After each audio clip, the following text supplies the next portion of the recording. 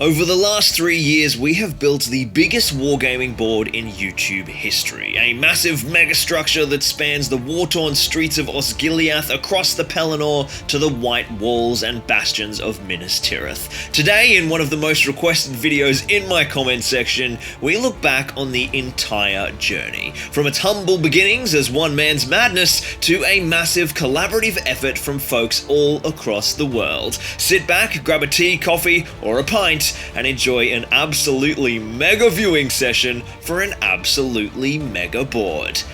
The very first video... In this video, we'll be turning this into this. Released on the 5th of May, 2020, and it's pretty damn basic compared to what I make on the channel these days, and it's crazy to see how far we've come in the last 2.5 years, but the foundations of what we explored all the way back then are still relevant to our build even now. We're going to be working in isolation all around the country together to build a true-scale wargaming board for Minas Tirith, the White City from Lord of the Rings. We've got to bring all of those bits of terrain together into one harmonious wargaming board. And so to make sure that that all fits, that it all tessellates, I'm going to be releasing a series of video guides and accompanying templates.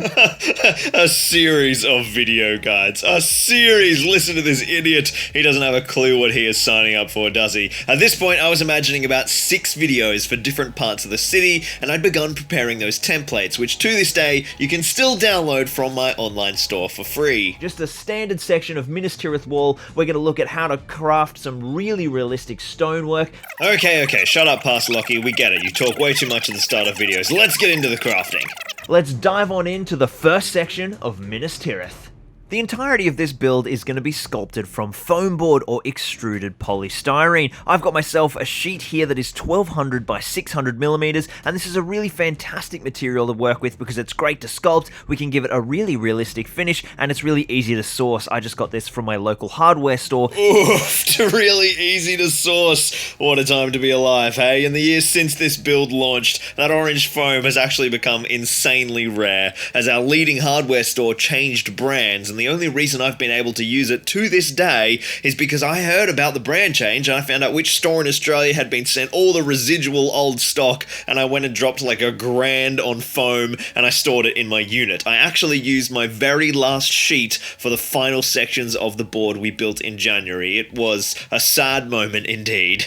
Now I'm going to be fixing these two sheets together with some adhesive and physical bonding. I'm going to put some timber skewers and stab them into each of the corners and the center, line those up and then pull it back apart, and we'll glue it up as well. I'm using a high strength PVA, it's called weld bond, so it sets nice and fast but has a really strong bond. Sculpting a stonework texture into foam is kind of a fundamental crafting skill for terrain making, and it's actually really easy to do. You can employ some simple techniques that don't take a lot of time and they give you a really fantastic result.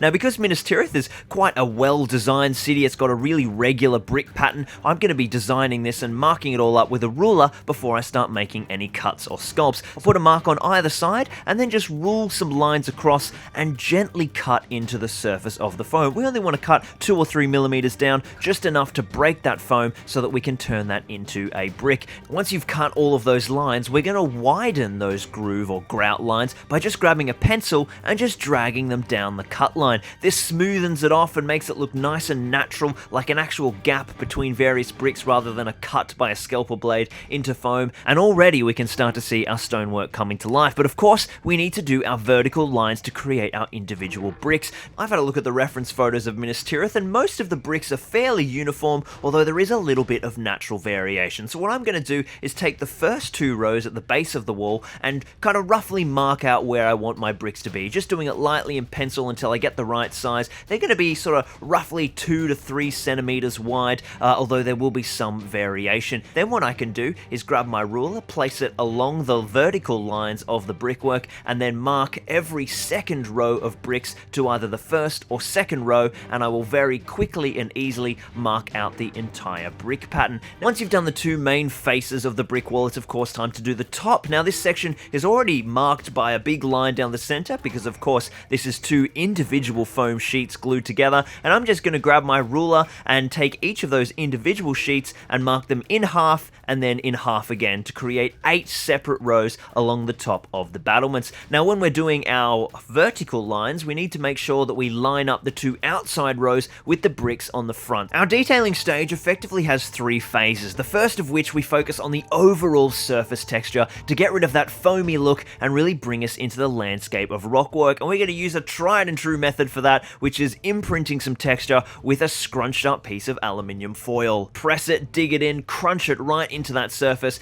and it imparts a really lovely stony finish and creates some lovely texture all over the 3 faces of our wall. And we're just going to push into the foam and depress specific targeted blocks along the block surface. So you can do sort of every second or create a few interesting shapes, and you want to push them down sort of quite a few, 3-4 mil even deep into the stone, and some of them don't have to be so deep, some of them can be a little lighter just to break up that flat surface. Grab your foam roller again and go back to those flattened stones and re-establish that detail profile.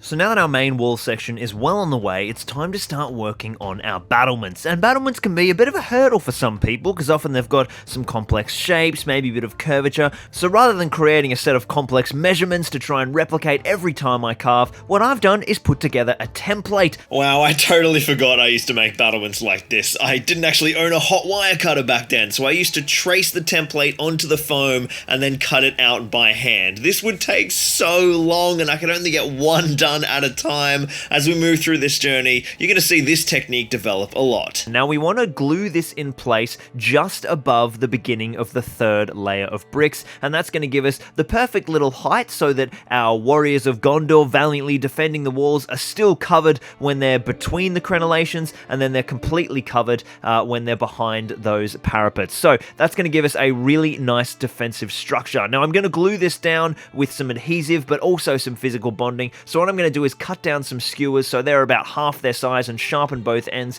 and then stick those in the edges and the center of the main wall section, and then gently slot my battlement on. We're going to do the exact same thing on the other side. I've just made the other battlement in the same way, just without worrying about the crenellations or any of those ramped details. Before we dive into painting, there's one last step. We have our final layer of surface detail. I'm going to come in with my scalpel and just drag the back of the scalpel, the non-blade section, across the foam, creating little cracks and crenellations, chipping away at different edges, and you can really go to town on this. You can sort of sit back and just spend maybe even an hour on each piece of wall, really putting in beautiful little details, because it allows lots of extra little juicy recesses for our washes to settle in, which makes the stonework really come alive. Now this brings us to the end of our first video, and up next I put together a painting tutorial for folks covering the 3 different schemes for painting stone, so that people at home could adapt this project to suit Minas Tirith, Helm's Deep,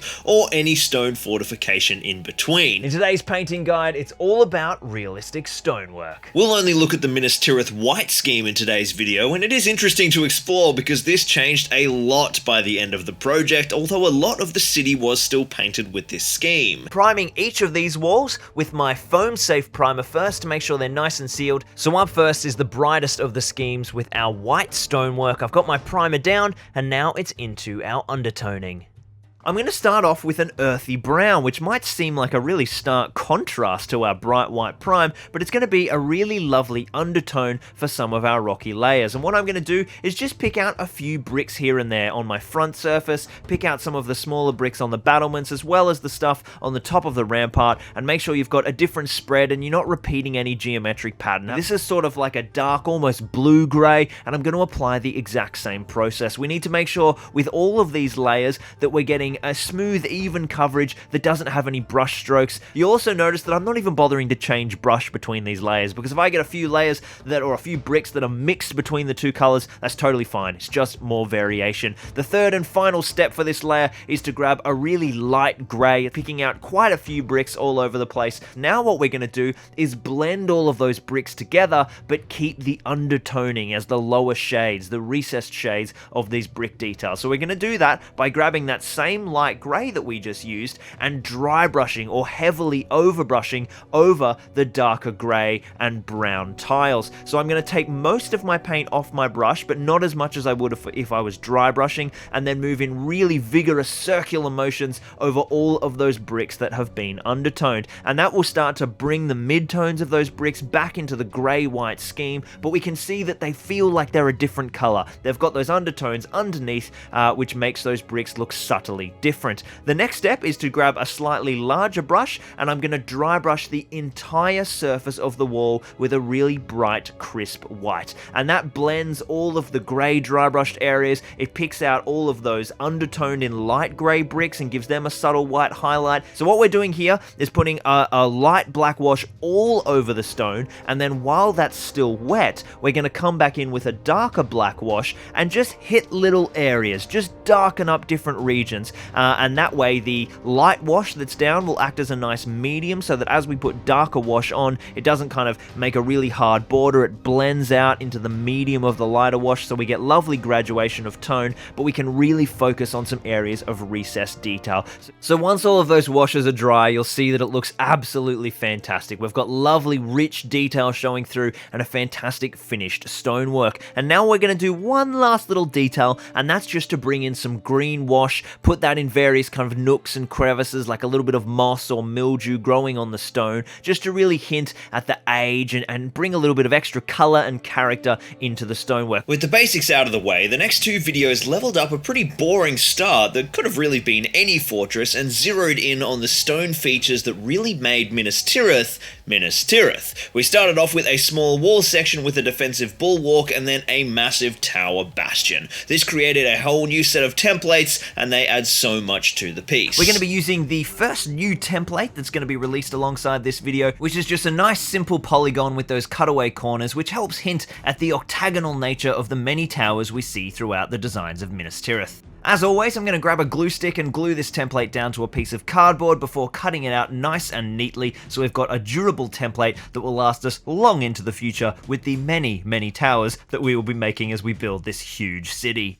Next, I'll just grab a sheet of my 50mm thick foam and cut out a whole bunch of these shapes, and for the final section, what we're going to do is use that template, but continue the points of the cutaway corners to make an elongated triangle at the front of the rectangular prism, and that piece is going to go at the very bottom of our tower. Then what we're going to do is just come in with a small scalpel and gently taper that point so that it blends with the cutaway section of the octagonal prism on the top 5 components, really reminiscent of the kind of ships and that Numenorian design from the early Second Age in Middle-earth.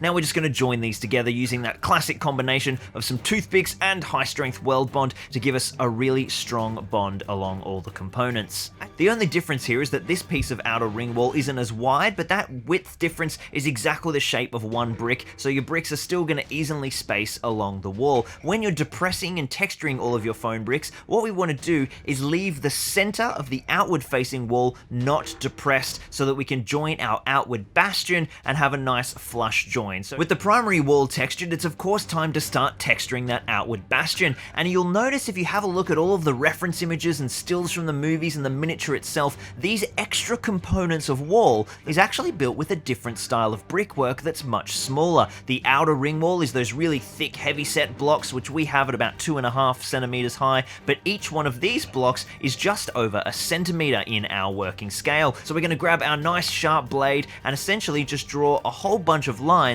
where we divide every 50mm thick sheet of foam into 4 bricks. Grab a pencil and bulk out all of those lines to give them some nice depth to the crenellations. Then we're going to grab the tip of our sharp scalpel and just mark in all of our brickwork. You can pretty much make your bricks any size that you like. I sort of averagely space them about 2.5 centimeters wide and just go by the eye and try and keep the pattern as repeated and as uniform as possible. To texture and detail these smaller bricks, we just use the exact same principles that we learned in the first tutorial series, where we separate all of the bricks by running a pencil through the grooves, bring in some scrunched up alfoil. With these smaller bricks, obviously they are quite small, so sometimes you don't need to depress the entire brick to create a change of relief. You can just come in with the tip of your scalpel and sort of adjust the surface. Once you've done all your depressions and got a lovely different relief in the brickwork, make sure that you do come and add those little fine details by grabbing a smaller scalpel and chipping away, creating some cracks, some different crenellations and nooks and crannies. As the brickwork has aged, it's had maybe some sieges, a few little impact hits, and things have just worn away over time, and all these little details that we carve into the surfaces may take a little bit of time, but they really shine once we get a bit of paint on this foam. So with the two components of our main structure fully carved, it's time to join them together. We're going to do that once again using some toothpicks and some weld bond PVA to get a lovely strong bond between these two components, but it's important that we line these up correctly. And now what we're going to do is refer to our new set of battlement templates, which are available down in the description below. This section of wall has some very different battlements, so we're going to need a separate set of templates, and there are 3 templates in that template pack, 2 smaller ones for the sides of the main wall, and then 1 template which is the battlement that wraps all the way around the top of this upper bastion. So we'll grab those 2 side templates and place them down on the model, and that will help us to line up this outward bastion in the center of that primary wall, and we make sure that we get it in the right spot so that everything is going to line up perfectly when we come to attaching our battlements. I'm going to place my template on the strip of foam that I've created and draw around it, and then cut it out nice and delicately with some different size scalpels. Obviously, this battlement is a straight piece of foam at the moment, and it will eventually wrap around the octagonal bastion, but first we're going to do a little bit of detailing now so it's nice and simple while it's still a flat piece. Then once those brickworks are carved, we're going to create the ramped profile of the outer battlement. So those gaps between each of the battlement crenellations actually slope downwards towards the outer section of the wall so that the archers can see down a little bit lower and hit some targets closer to the walls. Now the next step is to bring in our angles and wrap this battlement around the top of the tower. So what we're going to do is make a cut along each of the pillars in that central region, cutting through those complete crenellations at the top. So we're going to be making 4 cuts, which will create 5 pieces of that battlement. I'm just going to quickly give these pieces a texture on the outer and inner surface with my foam roller, just so that a little bit of this work is done. We're going to start cutting a small angled profile on every single piece so that those mesh at roughly about 135 degrees. So we'll grab our sharp blade and we'll score in about 3 to 4 millimeters on an angle, cutting away on the inner side of these battlement pieces so that the outer surface is completely preserved. And we'll do that on both sides, and then when you bring those 2 pieces together, you can see the angle that it's created and shave it away and getting it nice and close. And now it's time to join those battlement features to our wall. I'm just going to be using a whole lot of weld bond here, not going to worry about any toothpicks. So there we can see all those battlement pieces wrapping around that outer bastion, which looks awesome. Far out, these old videos are awful. I had zero idea what I was doing back then. I was slashing out so much nonsense, talking and over-explaining. Basically, the next stage is adding the little extra side battlements, and then because this is all a bit wonky because of those complex angles, I fix the gaps with some filler, and then it's time to jump onto the next big feature, the gorgeous tower bastion. Now we're going to assemble this tower in the same way as we assembled the smaller tower component of the outer bastion, by cutting out 6 layers of the cross section following this template and stacking those together. On our top layer at the very back, our platform changes a little bit, and we can see that there on our second template we've got the upper loading platform, and that is going to decrease in size. We're going to have a little bit of stair detail, and that's in fact where the Gondorian soldiers load the trebuchets which sit on the top of these towers. And you'll see that kind of terraces off nicely, and it's just a lovely little detail to see that stonework kind of hit a point and then thin out and keep rising it, so that the trebuchet's arm, when it's loading, can hang down into that gap between the stairs, and that allows the loading arm to sit a little lower, which gives it a greater fulcrum point for some increased range, and it makes it easy for the Gondorian soldiers to load it. The template gives us the outline of the stairs, so we're going to cut out that middle section first and gently saw back and forth from the top and then from the side, from the top and then from the side, terracing my way down about 5 to 6 mil for each stair, moving down and across by the same margin, and then you've got some great stairs on that upper platform. We're going to glue all of these layers together to give us one solid base of a tower to start working on, with our tried and true method of sticking it full of skewers and pumping it full of weld bond. Just make sure when you assemble the different cross-sectional levels that you do keep them nice and straight so that your tower's not on a lean. Once that tower is fully glued, I'm just going to line it up next to my wall pieces by lining up the back sections of the wall, and we can see here where those detailed templates are going to sit on the model. And what we're going to do here is just gently mark out in pencil where those templates will eventually glue down that stone detail, because there's no point carving any of that stone detail that's going to be underneath those templates, because it's never going to be seen. There's a lot of surface area here to be carved and detailed, but if we work on it methodically, it doesn't take too long. So what we're going to do is we're going to be carving horizontal lines into this foam surface, and we're going to work on the outer section of the tower first. This section of the wall is made up of a thinner brick than the primary wall, so we're going to score 4 rows of brickwork into each of the 50mm thick sections of stonework by scoring straight down the middle and then breaking up those 2 halves in half again. And we'll do that all the way, wrapping around the front section of the wall. To mark in our actual brickwork pattern, we just grab our nice sharp scalpel and mark a series of vertical lines along our horizontal rows, where the wall is joined by other wall sections, so we don't need to carve any bricks there, and we don't need to put any serious detailing into the regions where those details that we've marked out are going to go down. But what I do still do is I draw most of the horizontal lines around them so that the brickwork we carve around them still behaves as normal. So I'm going to start with the brickwork that runs along the top of the main outer ring wall, which of course is just going to match the pattern from our previous guides, a series of horizontal lines running along that 10cm thick section of wall. Then we're going to look at the top of the tower itself. Now the first thing to do here is to continue the brick pattern all the way around the outer rim of this top surface to match the bricks on the outward facing features. So you remember from the other guides that the outer ring wall has a really thick heavy set stone. It doesn't have this smaller brickwork pattern we've seen on the majority of the tower. Once I'd completed that section of the outer ring wall, I just went and textured the back surface of the loading platform in the exact same way as we did our small brick pattern, and then come in with a scalpel to create some fine detail and carve in a whole lot of extra cracks and rivets that will really show on the paint job. Now, as this piece of stone detail runs all the way up the front of the tower, including overlapping the top section or the upper bastion,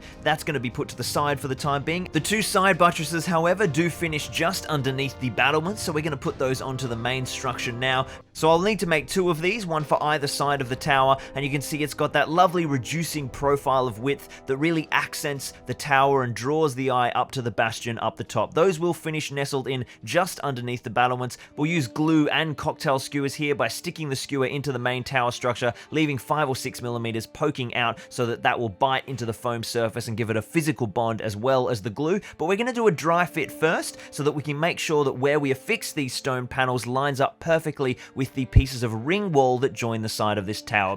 So now it's time to work on the upper housing of the bastion, the big battlement that wraps around the top of this tower that creates some protection for our siege engines to be mounted behind and forms the top section of the tower itself. So we're going to start on one side of the bastion housing and work all the way around, beginning with the very small lip and then that first side panel that sits up above our first stone buttress on the right hand side of the tower. I'm going to cut an 11cm long square down from my sheet, which will effectively give us a square. The side of the bastion housing has an archway so that the siege engine crew can look down at the walls below and look out and spot some targets. We want to put a bit of curve detailing in, so bring in your small scalpel and follow that curve around, creating a little lip about 5 to 6 mil wide that creates a second sort of stone archway that mirrors around it, and it's just a nice little accent. The very top of the housing has a ramped accent that thins out towards the top, so I'm going to slice down onto the top of this piece of foam, only down the depth of the first brick, and then remove about 5mm from the inside of this towered structure,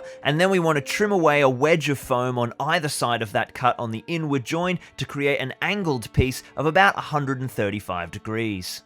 Now, using the exact same process, I've gone on to create additional panels following around the top of the housing, just measuring their width by measuring the space of the top of the housing itself.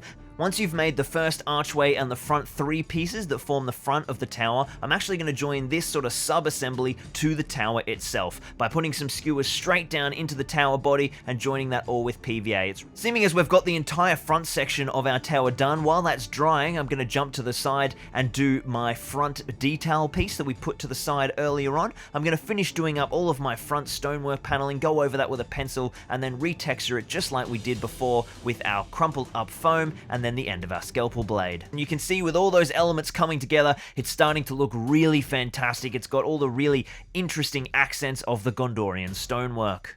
Now, as we've glued various components together, there might be a little bit of a gap here and there. Maybe some of your angled pieces didn't join completely seamlessly, or some of the buttresses and outer details haven't sat completely flush against the main tower body. What we're going to do now is bring in the make you look like an awesome terrain maker layer, which is where we get a little bit of multi-purpose filler and blend all of those joins. If you think about it from a stone masonry point of view, we've put some of our stone down and we're just going to bring in a little bit of extra grout to hide our handiwork. And with that, we reveal a pretty special milestone for this project, with the very first battle report ever featuring our Minas Tirith terrain, and the beginning of our long-running campaign, Minas Tirith in Flames, between Ryan and myself. Sauron's forces have been unleashed. Welcome to Minas Tirith in Flames. But perhaps the most special milestone of all was the next few videos revealed the very first contributions to the project from the community, starting with the first batch of Gondorians by our very own Ryan, which you can see closer on his Instagram, Battlecraft Hobbies, linked down in the description, and then these two stunning siege towers from Andy Marchant, who has now lent these pieces to us for an extended loan of nearly 3 years. Staggering generosity from the lads. While some of the tutorial videos have aged a fair bit now, this battle report is still fantastic and definitely worth checking out, linked above and below. But our next video begins a whole new phase for the project, kicking off in January of 2021. I just want to shout out my amazing Patreons. These incredible people are a huge part of why any of this madness can happen. To become a part of the family and get your name on the screen and support the channel, as well as going in the draw to score some sweet giveaways, check out my Patreon linked in the description, or you can simply hit join here on YouTube. It's all part of the same YouTube family member, Patreon family big thing. It's right down there next to subscribe. Go and smash it. Thanks, guys. All over the world, people are following our example and running their own Minas Tirith community builds, or even more astonishingly, building and crafting amazing contributions and posting them down to me here in Australia to make our build even better. We already saw the amazing siege towers from Andy Marchant in the first of the Minas Tirith battle reports, and a few months back I received an incredible contribution from Charlie Moreno, who completely off his own dime sculpted these 4 phenomenal wall sections and posted them all the way down to Oz from the US of A. So thank you so much, Charlie. The city sector immediately beyond your walls will be forever named in your honor. So today we continue the last of our work on the outer ring wall with a very easy tutorial that will answer a simple question asked many, many times in the comments. Lockie, the Minas Tirith outer ring wall is round. Why are all of your pieces straight?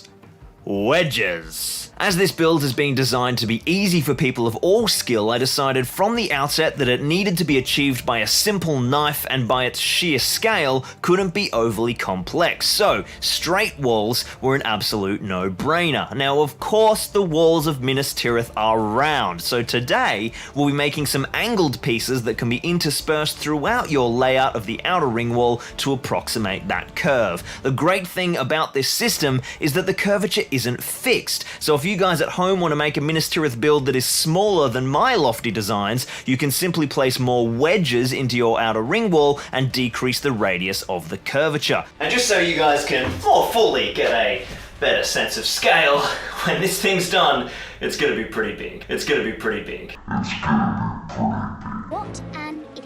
So, first up is to grab a sheet of 2-inch thick extruded polystyrene and cut some long strips 100mm wide. And for the first time, I can finally do this with a hot wire cutter, having picked up a Proxen. And furthermore, we come to another incredible contribution to our COVID-19 community project. Gerard from Shifting Lands is a huge Middle-earth fan and has built scores of Lord of the Rings and Gondor terrain himself over the years, and he sent me over this massive selection of cutting guides for the Proxen to help my quest to build Minas Tirith. The guide that comes with the Proxen is absolute hot garbage, and Gerard's MDF tools create a phenomenally stable cutting platform. So far, I've only assembled the Guider Pro 2.0, which makes cutting straight lines a breeze, but there's a whole bunch more, including angle guides and even tools that allow you to cut domes and roofs for Minas Tirith buildings. It's super cool stuff. I want to stress that Gerard just loved the project, is a huge Middle-earth fan, and wanted to support us, so he sent this all over to me for free, so if you have a hot wire cutter, go and check out his guides, they're amazing, you won't be disappointed. With the strips sliced out, I've marked up my wedges using the free template found in the description, cut them out, and then glued them together with some high-strength PVA and cocktail sticks. Now it's a simple matter of doing all the stonework just like we did in the early tutorials. I've set the width of the wedges to perfectly match the battlement and the stone spacing, so you'll fit just the right amount of bricks across the surface. Score them with your scalpel and pencil, create relief by changing the depth of the stones, and then texture them with alfoil. The final piece of the wedge is the battlements. Now, as I have a hot wire cutter, I'm going for something different this time. Instead of cutting a big strip of 2-inch poly into 4 thin strips and then cutting those into battlements, we are using the hot wire cutter to activate full speed mode. I have a strip that is 9 centimeters wide, perfect for the height of the battlements. I'm going to mark the shape out once onto the top face, and then slowly and carefully using the lowest heat setting, cut out the shape with my hot wire cutter. I had a couple of practice runs and got a set that was pretty decent looking, and it's not a big deal if they're not completely perfect, because by the time you've textured and weathered the stone, you can get away with some wonkier shapes. Then simply slice that strip long ways into 4, and you've got a whole bunch of battlements ready to go. Cut those down to size to match the wall, remembering to account for the angle you'll be beveling into the join, and then get to work doing the stonework. And then once those are attached, you'll have some wedges ready for paint. Now, I painted these up in the exact same scheme as I did the first pieces, which you can see in the stone painting masterclass linked above, and even when painting the 4 pieces from Charlie in the same lot as these 4 wedges, it was pretty remarkable how quickly I got them all done. I'm still not completely happy with the scheme. I'm not sure it's white enough, but I wanted looking weathered, and at times it verges a little bit on grey, so I might revisit all these pieces down the track and potentially blast them with an airbrush with a few passes of white highlights, but for the time being, these match the original stonework, and we'll get a good idea for how it really looks when it starts to come all together with the buildings behind the walls. So there we have the outer ring wall, which of my own sections is 2.5 meters long at this point, and when I add the contributions of local boys Sam Lucas and Ryan Trays, here in Oz, we're nearly up to 4 meters in length. You can support me and thus the project by checking out my Patreon, linked in the description below, or you can even paint up a few minis like the fantastic work by Graham Hughes and Dirk Siepenkotter, who have sent down some beautiful Gandalf the White sculpts which are just awesome,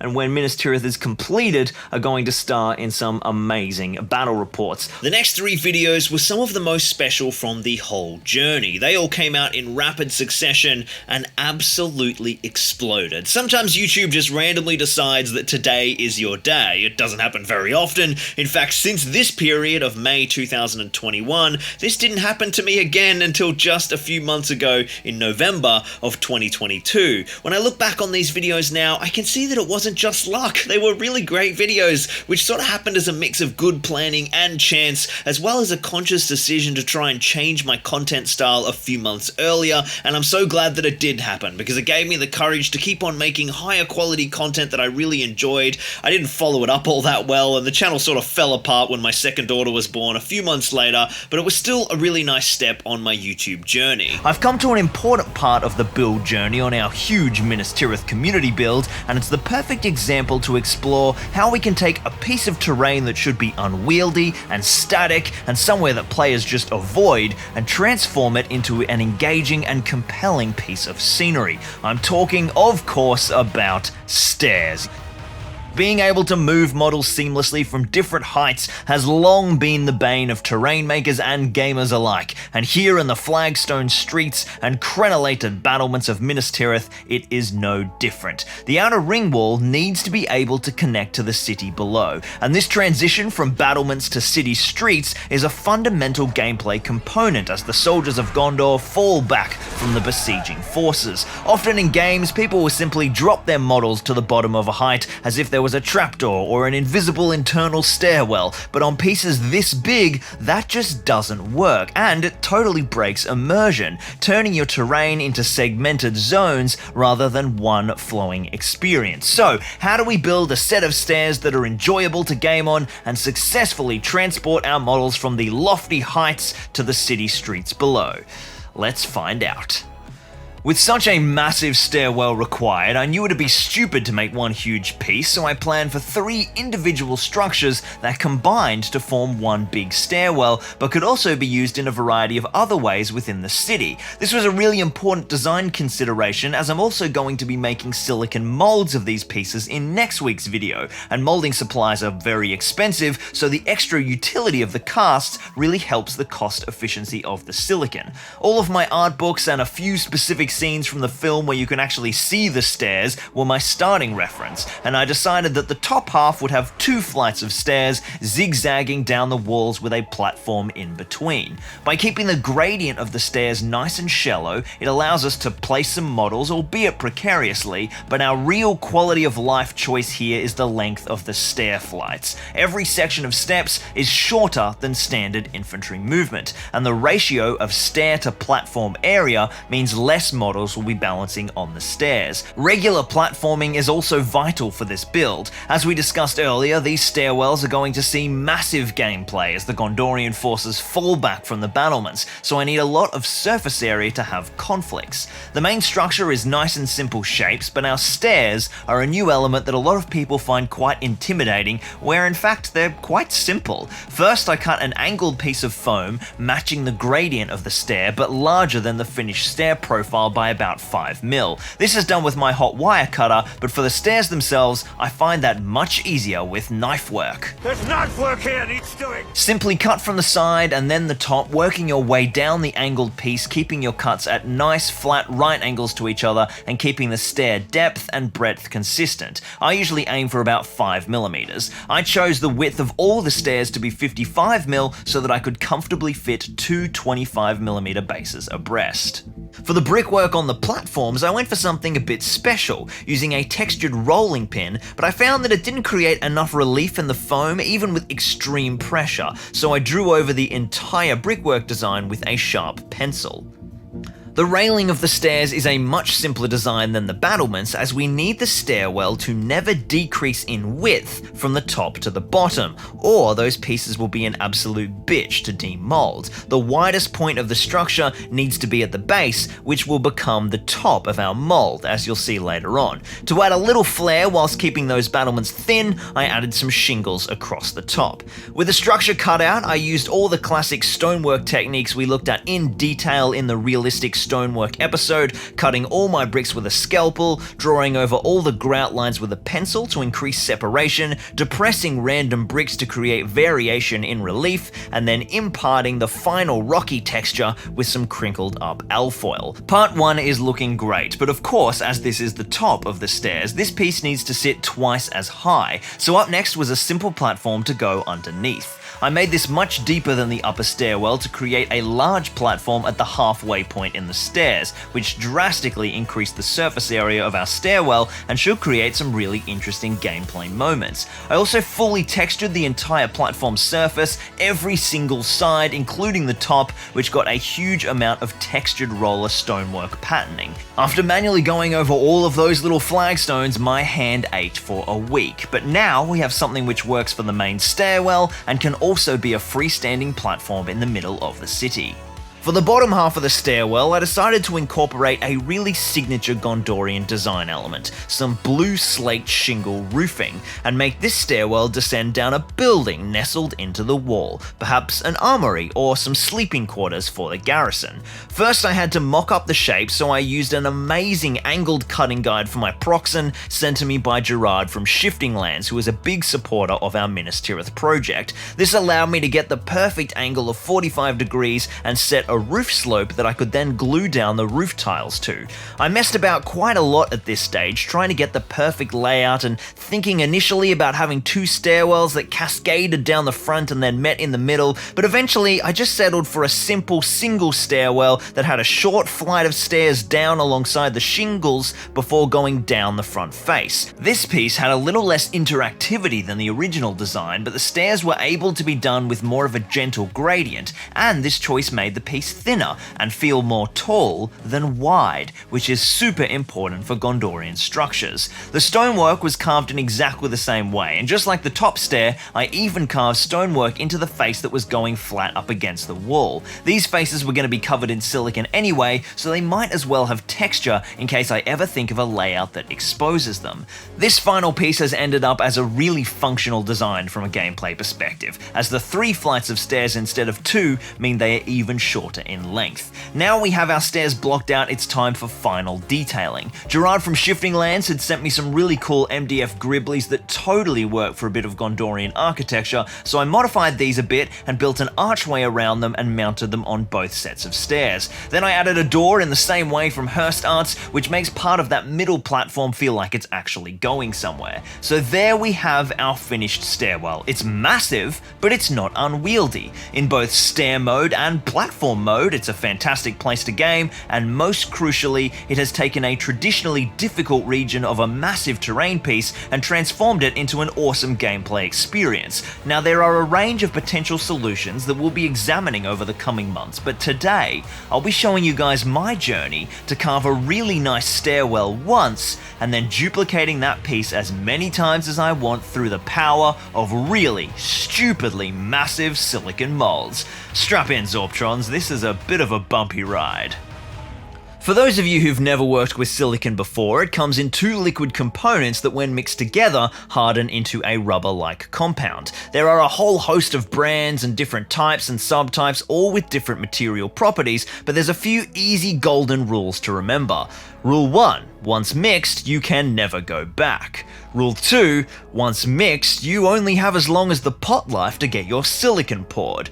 Rule 3, the pot life is always a lie. And Rule 4, never mix different classes of silicon in the same mold. So with those rules 100% established and discussed, I'd like you all to take a guess on which rules I break, and in so doing, completely f myself. In the meantime, let's get our masters ready for casting. Now in last week's video, we carved this wonderful modular stairwell system out of extruded polystyrene, and before we're ready to just dump a bunch of silicon on it, there are some crucial steps we need to follow. First, these pieces are going to be cast, which means that every detail we cram into this master will pay serious dividends, so it's time for some ultra fine detailing. So I grabbed my scalpel and my L-foil and carefully examined every square inch of the surface and carved as many micro textures as possible. Little cracks and chips snaking their way across the surface, going to much greater lengths than I normally would.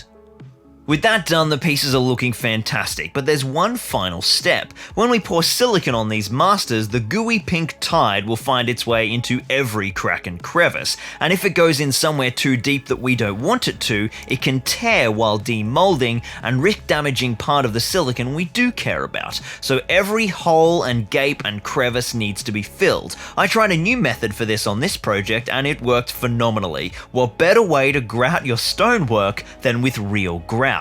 I simply put PVA glue in all the cracks I wanted to fill, dumped a whole bunch of grout on the piece, and then blew off the excess. This grout will automatically cure from the moisture in the glue, but if any is still loose, just give it a light spray with some matte scenic sealant. Now our masters are ready. This is where the fun begins. I always pour silicon and resin on a nice flat glass casting plane. It's easy to level and easy to clean. I glued down each master with double-sided tape and fast-drying PVA. Then we need to build our mold boxes. These are the structure that holds our silicon so we can pour it onto our masters. For our nice big rectangle platform, this is super easy. Some foam core board and a bunch of hot glue, and she's basically ready to pour. For our stairs, it's not so simple. Because of the complicated shapes of the stairs, if we simply pour silicon into a rectangle, we're going to have a huge chunk of silicon in all the negative space above the lower stairs. This is not only a huge waste of money, it also makes demolding a nightmare. So I engineered 2 pretty complicated shapes outlining the form of the stairwells with a 5mm spacing away from any surface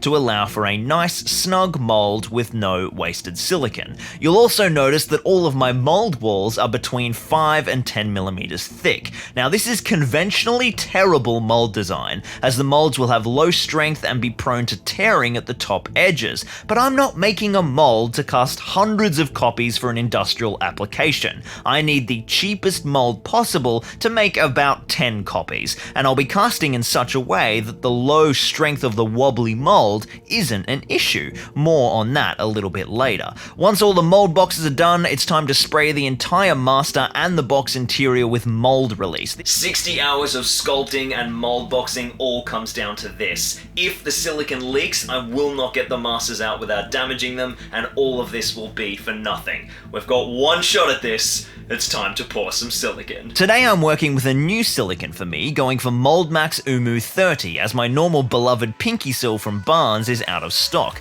This silicon is supposed to be a little friendlier to work with, as it has a comfortable 30-minute pot life and is meant to have a nice low viscosity, perfect for getting into all the nooks and crannies of these crazy tight mold boxes. The only stock I could get were these little 1 kilo kits, so I'm going to start by combining 2 of them. First up, I stirred the absolute crap out of them and then dumped them into my mixing tub, preparing the most viscous, that is the thickest part first, and then the runnier half second. As soon as that second mixture hits our tub, the time is ticking. Now straight away, this doesn't feel right. This stuff is a lot thicker than Pinky Sil that I'm used to, which is normal for the other smooth-on silicons I've used, but I thought this stuff was meant to be thin. Well, no time to turn back. There's $100 of silicon in this tub right now. For better or worse, it's going on a mold. I tried to get in nice and quickly. Even though the pot life is 30 minutes, it's still going to be runnier early on, so into the top stairwell it goes.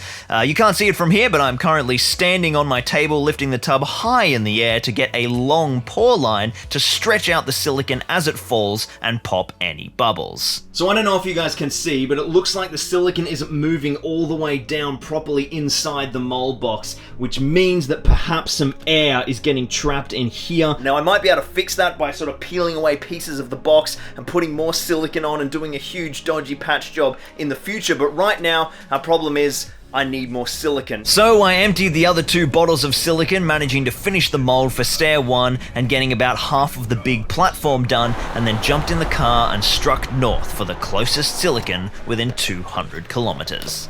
Silicon acquired, but now I have a 2-hour drive back, which should be about 6 hours in peak traffic. Times already this morning to the dead. An absolutely brutal drive home, and it was time to keep on pouring. Now, Pinky Sil is amazing because it's super runny, which is perfect for these mold boxes, but the cure time is only 6 minutes. So I'm working a lot faster. The first batch went into the second stairwell and about half filled it, but before continuing, I thought I'd see if my suspicions were right and started ripping up the mold box of stairwell 1. And sure enough, as I suspected, the thick viscosity of the Umu 30 hadn't been able to make it all the way down into the bottom section of the mold. I don't even think this was air getting trapped. The silicon was just too thick. So, time to mix up the next batch and pour it in to fill the gaps in the first mold and finish off the second stairwell of Pinky Sil. Now, I know you're all screaming into the comments, "What about Rule 4, Lockie?" Well, I was pretty sure that these 2 brands were both condensation cure silicon of the same class, and I did a little spot test first, and they bonded together perfectly. So, away we went pouring. Rule 4 doesn't apply here. I was super careful to make sure the silicon was getting in all the nooks and crannies from the failed Umu pour, and then finished off the Pinky Sil stairs. Luckily, the Pinky Sil cures really quickly, so it's demolding time. Starting off with the mold I'm most confident in, the pure Pinky Sil lowest stairwell. Getting the molds off the glass was a bitch, and deconstructing my mold box was a serious task. But with that stripped back, she's looking good. Now it's time to dig out the master. This is a savage process, so abandon all hope of saving your master. The sculpt gets absolutely shredded, but you do get some fantastic pieces for future ruins. After using my pliers to pry out the deepest chunks of foam, I was pretty excited to see one sexy operational mold. So far, so good. Mold box 2 did not go so well. I didn't double check the labels, and they are different types of silicon and they do not join together, and I'm not even demolding this at the moment. This is just a swirl of both silicon types. It's mostly completely going to separate. As soon as I try and pull that mold apart, I think all that silicon's going in the bin, and that is like hundreds of dollars of silicon. So I just don't have the heart to deal with any of this. I'm going to go to bed, have a weekend off, and try and find some solution on Monday to salvage maybe at least this. but I think that's cooked. So after a restful weekend where I definitely didn't repeatedly sneak away to my office to stare at the molds and shudder with anxiety, I decided to start in a happy place and test the lower stairwell mold. Firstly, I built a mold box to go around the mold to support it during casting so that it wouldn't lose its shape beneath the weight of the resin, and it also helps keep it level for pouring. I then made a foam spacer that matched the volumetric profile of the internals of the stairwell that I could submerge into the curing resin without it touching any of the surface detail. This helps bulk out the mold and save a fortune on resin and weight. Some more mold release and she's ready for resin. Easy cast polyurethane resin is absolutely the way to go. It sets super fast, demolds in 10 minutes, and it's super runny, so it really catches great detail. This is a 2-part 1-to-1 mix by volume, which is really easy to do, but unfortunately, in an effort to minimize waste, I used some white expanded polystyrene for my foam spacer rather than the orange extruded like I normally do, and this soaked up resin like a sponge. It's much more porous, and after some further successful casts, I worked out that this mistake increased the resin of this particular cast by 300%. That is a crazy budget blowout on this single piece of stairs, but luckily we did get an overall win. The cast has come out like a dream and demolded beautifully, and the mold has held up super well. The detail captured was amazing, and I cannot wait to cast more. Now it's time to deal with the easiest of the mold failures, the upper stairwell. I decided to try and rebuild a profile of the master, which is of course has now been ripped to pieces, by doing a partial cast using the pinky seal part of the mold in resin.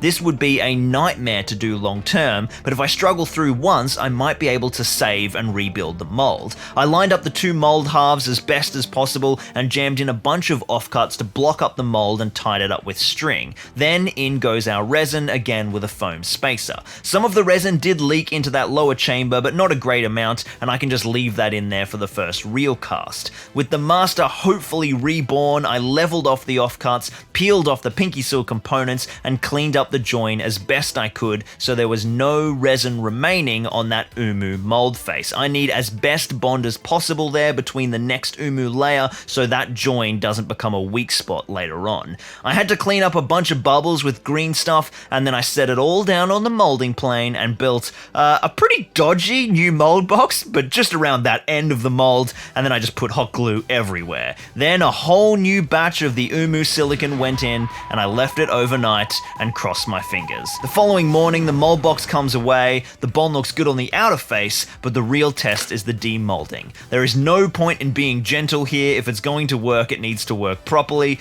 and voila! Master 2.0 removed and looking alright. Definitely a visible mold line that will sadly be on every cast, but that's better than no cast at all. So back to the casting bench with a foam spacer, this time from extruded poly, and in goes our resin. I'm really trying to be conservative here as I'm running scarily low on resin already, so keeping the foam spacer in the perfect spot is key, but luckily the resin grabs it firm really quickly. A quick demold and the pain was worth it. A beautifully functional mold.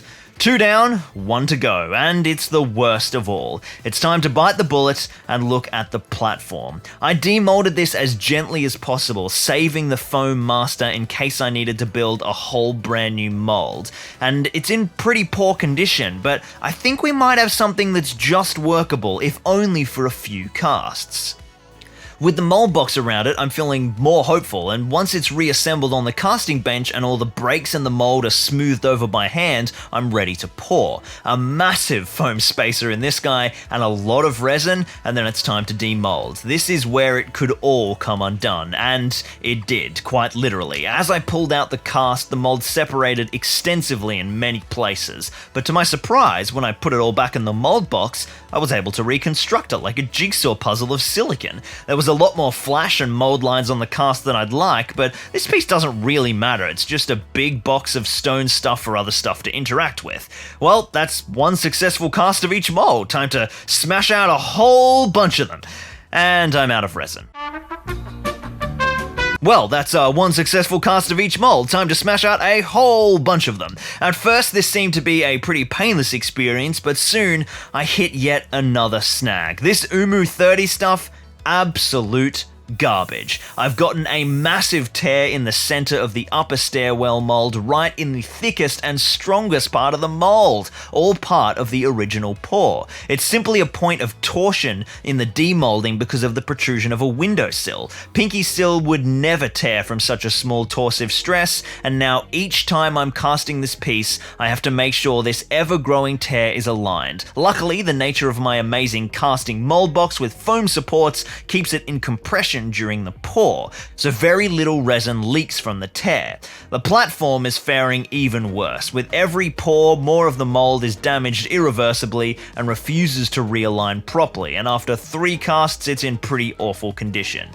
And then I hit the final hurdle. After a brand new 10 kilo kit of resin arriving in the morning, by the afternoon it's almost all gone, and I've only cast 3 platforms, 4 upper stairwells, and 1 lower stairwell. The platforms were sucking a huge amount of resin without me really even noticing it, and for goodness, they're the least important part of the build. So, I'm all out of resin again. I think maybe this guy got finished. We'll have to wait and see when we demold him, but that is well short of the amount of casts I wanted to get out of those drums. But I'm not buying any more. We're just gonna leave it with what we've got for this project.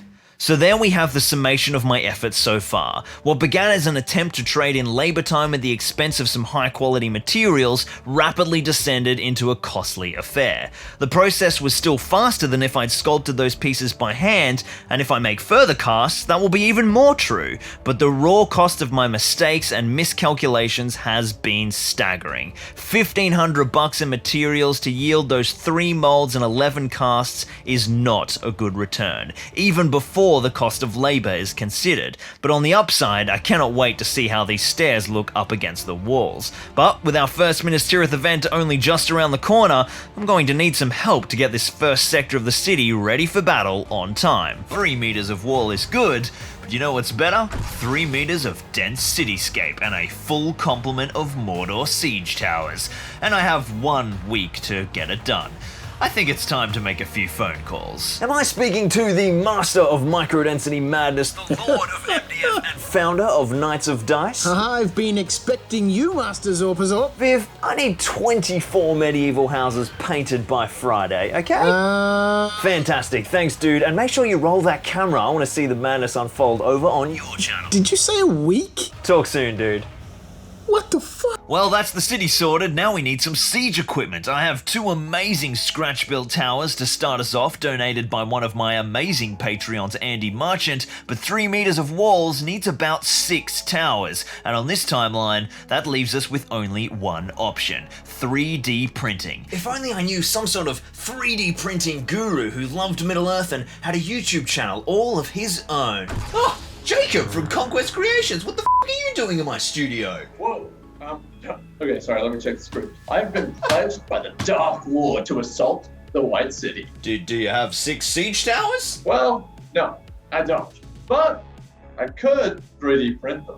Well, get on with it then. Those towers aren't going to print themselves. That is kind of actually how a 3D printer works. Alright, while the boys are hard at work, it's time to get my own house in order. Over the last couple of weeks, you guys have seen me hand carve and then mold and cast some absolutely mental stairwells for the outer battlements. These are so key to our siege scenario, as it will allow the orcs to assault the walls and then pour down into the city below. Before these bad boys are ready for the table though, we need to clean them up and get them painted. Now these casts are fresh out of the mold, so there's a lot of work to do. We need to pull out any excess silicon from the recesses and trim away all the flash that we can. Bubbles need to be filed down and any gaps get filled with green stuff and then retextured with my alfoil. The big final task then is to grab the belt sander and plane down the base of these casts that were the top face of the mold. With an absolutely murdered sanding belt that was basically more belt than sand, I got almost all of them done before the belt finally snapped and just missed lacerating my arm. Luckily, the last piece was a spare, so I've got enough to create 3 perfect stairwells. Now it's time to dig into painting, and for the first time in this project, I'm working with resin, so I don't have to worry about dissolving foam with my spray paint. Out comes the bright white Dulux plastic primer.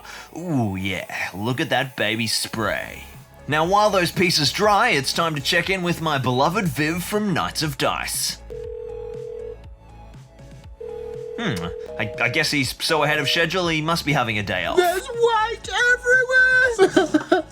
Then it's on to painting. For these pieces, I'll be using my classic stone painting method that I've done a full tutorial for linked above. This process is designed to create a white wall that looks much more realistic with subtle changes in hue through the stone. You will notice that the difference in color is still quite pronounced, but this effect will be much more subtle once we put down a nice black wash over the entire piece. Gondorian roof tiles are a lovely dark blue-grey slate, so I masked off my white stone and primed with black, and then mixed up some blue-greys of varying shades, starting nice and dark and building upwards. I applied the darker layers overbrushing the entire surface, but as I got lighter, kept my brush strokes moving across the tiles to create a sense of texture and accent the subtle edges of the roof tiles. Then a final highlight with my light grey, and we're ready for washes. For my wash, I usually use Jez's recipe from Blackmagic Craft, which uses Liquitex black ink and some other additives, but this time I got lazy, and I just diluted the ink with straight water, and I have to say, I had some serious trouble with the paint job from this point onwards. At first I thought my inks were too dark, so I heavily overbrushed white back over the surface,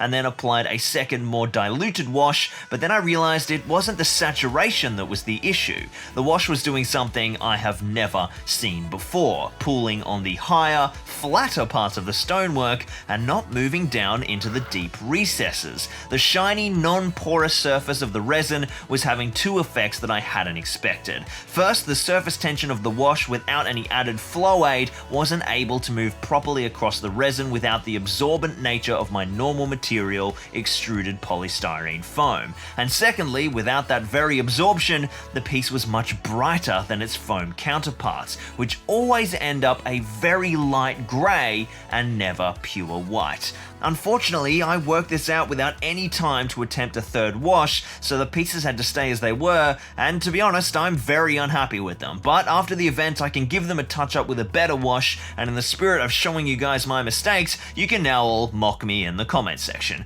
I'm a big boy, I can take it. Well, your mum is so fat. Well, we've got some walls, it's about time we checked in with Jacob from Conquest Creations. We're fine here. Everything's all fine, thank you. How are you?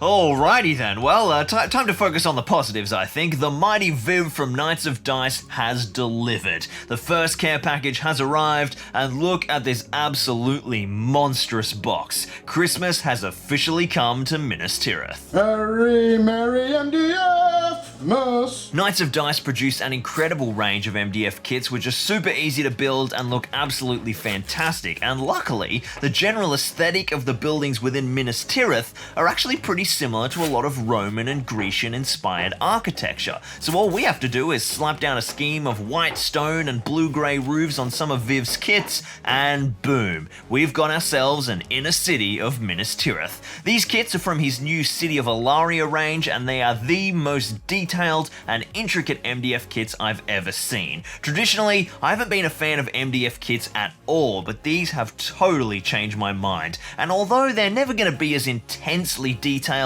as the buildings I'll be carving from foam, they are much, much more durable, which is perfect for the intense gameplay of our 50-player siege, and they take a fraction of the time to build and paint. To check out the incredible journey of Viv smashing this whole set from start to finish in basically negative amounts of time, it was so fast, head on over to his video on the Knights of Dice YouTube channel. Hey there, Zorptrons. Hope you're all well. Can't wait to see you all when I come up to defend Minas Tirith in person. I'll see you there. With the buildings and the stairs finished, we've got the chance to really enjoy exploring some layouts. Eventually, I would like the streets to be a little bit denser, but this will be perfect for our test event, and combining our stairwell in its platform configuration makes for some really fun verticality and helps break up the inner cityscape. Now, it's time to get a handle on our besiegers. Oh, and look, another package in the mail, and what's this?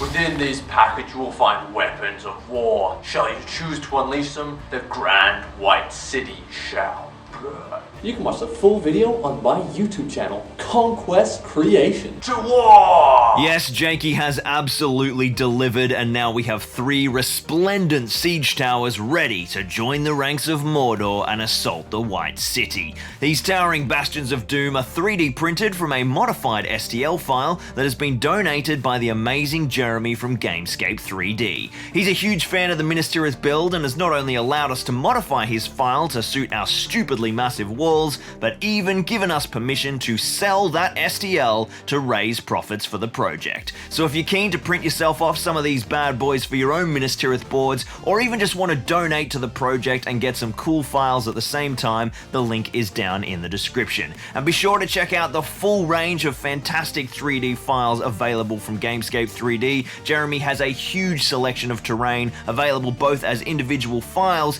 and a Patreon subscription with incredible value. Thank you so much for your support, Jeremy. I can't wait to make the lads print more of your amazing stuff. Also, a special shout out to James Gable, Jack Norman, and Nathan Shuttleworth, who were instrumental in the 3D printing call to arms, not just for Jakey's towers, but for many more on the way. And you'll see those bad boys in a future video.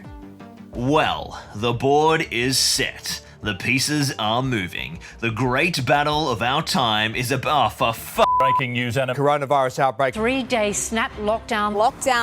Well, COVID has stalled our games once again. I guess we were lucky to even have a chance. I know many of you guys around the world are living through us here in the lucky countries, but fear not, the event has not been cancelled, merely postponed. And more time, well, ladies and gentlemen, that just means more Minas Tirith. The inexorable wheels of progress are steaming forward, fed by the collective dreams and sheer willpower of a community that is bound by a single goal: to take part in the great battle of our time. But we have no gaming board. Every piece here is a freestanding item and doesn't feel like a truly immersive landscape.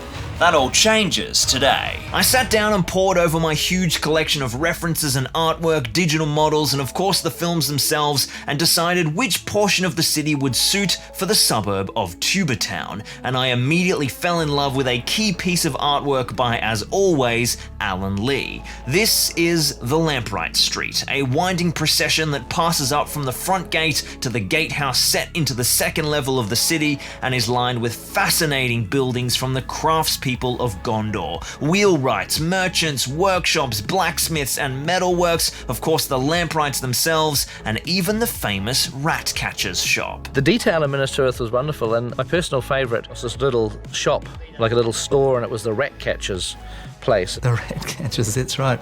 But I mean, you know, it's not as odd as it sounds. There would have been a rat catcher, I guess. You know, a place like Minas Tirith would have been riddled with the things. There's the rat catcher's cottage up there at the foot of the wall. This is clearly the perfect place to assemble a host of amazing creations from my fellow YouTubers. Oh, and by the way, you'll get a little sneak peek of which YouTubers are joining us in just a moment, so stay tuned. Of course, this location also happens to be one of the most complicated parts of the city interior, featuring a sloping and terraced street layout that is wedged between the union of the massive gatehouse of the second level inner ring wall and a large portion of the outer wall and bastions, all nestled into a foundation of the mountain itself that thrusts forth from beneath Mount Mindoluin. At least I'll know if I can make this work at 28mm scale, I should have no trouble with the rest of the city. Up first, as always, was to design the layout. I spent a fair bit of time umming and ahhing over the size of the board and ended up deciding that a 5x3 board with the walls running across the length would give me enough room to have the inner and outer walls, the city in between, and then the Pelennor and some of the outer second level on the other side. Today we won't be actually starting from the ground up. Before I jump into making the baseboard, I'm going to make the ring walls, and for the first time in this entire build, I'm going to attempt to make them actually curved. Now, getting the curvature to be screen accurate posed quite a unique problem, but there is absolutely one golden resource for this build that has been invaluable all through the design process. The original Minas Tirith bigature made by the miniatures department on The Lord of the Rings was actually made at 1/72nd scale, which is extremely close to the original scale of 25mm of the Middle-earth miniature range by Games Workshop. Minas Tirith is talking man's greatest architectural invention that's absolutely gigantic. In the real world, it would have been almost a third of a mile high, 1,700 feet. Minas Tirith in its entirety was built at 1/72nd scale. The complete set of Minas Tirith was 7 meters tall and 6.5 meters in diameter. It's an enormous structure. All hail Alex Funky, lord of bigature cinematography. So if we know the diameter of the circle, we can work out the radius and the angles between two tangents at fixed points on the curve. But instead of busting out that half-finished maths degree, I opted to instead use my half-finished engineering degree and just made up some functional templates with MDF panels, a length of rope, and a clothesline. I made separate templates for the first and second ring wall, as obviously they are different size circles, but hilariously, even with all my fancy measuring over such a small distance as 3 feet in circumference, they weren't really that different, but we don't do things by halves around here. Next, I secured the templates to sheets of 50mm thick extruded polystyrene using double-sided tape and ran the entire shape through the hot wire cutter. The wire only cuts foam, so as long as you're slow and steady and keep the wire straight, you'll get a nice true curved cut. 6 cuts later, and we have the outer ring wall. Before doing the inner wall, I decided to start with the gatehouse so I could get my bearings on the size of the various components. I cut up a bunch of rectangles for the towers and then began work on the gate itself, which is an incredibly interesting pattern of curved archways. I matched the pattern of the various elements by drawing a copy using 2 of the largest food groups in the Australian diet, and then ever so carefully cut that out with my hot wire cutter. A really low temp and low speed will help you stay accurate and keep the wire straight. A little bit of sandpaper to smooth out the wobble marks from the cutting, and she's good. This piece actually has some interesting layered arches, so I cut out the second arch shape for the outer layer and trimmed it down to a thin sheet and affixed it to the front and the back and through the center. Now we've got the core of that cool archway detailing. I whipped up another slightly taller than normal bastion as per the guide linked up above and started mocking up the small section of wall to run between the new gatehouse and that bastion, and I have to admit guys, I cheated here. This section of wall isn't actually going to be curved. It's only very short, so you'll never be able to tell anyway, and by keeping it straight, I can give it an amazing chamfer down to the ground so it gets wider as you go down to the base. I had to assemble this in pieces because of the height of my hot wire cutter, but once it was all glued down, I have a really sweet looking wall. It's a pretty subtle effect, but it just looks so much more awesome and accentuates the whole sloping inwards nature of Minas Tirith. When we come to do large sections of the second level ring wall, I'm not sure how I'm going to curve and chamfer this wall, but that's future Lockie's problem. So with all of my parts roughly enough mocked up, now we can play with the positioning, and the first thing that you'll notice is this thing is huge. The floor height of the second gate is almost taller than the outer battlement. I'm going to have a really interesting time sloping the ground down to the front gate throughout the city.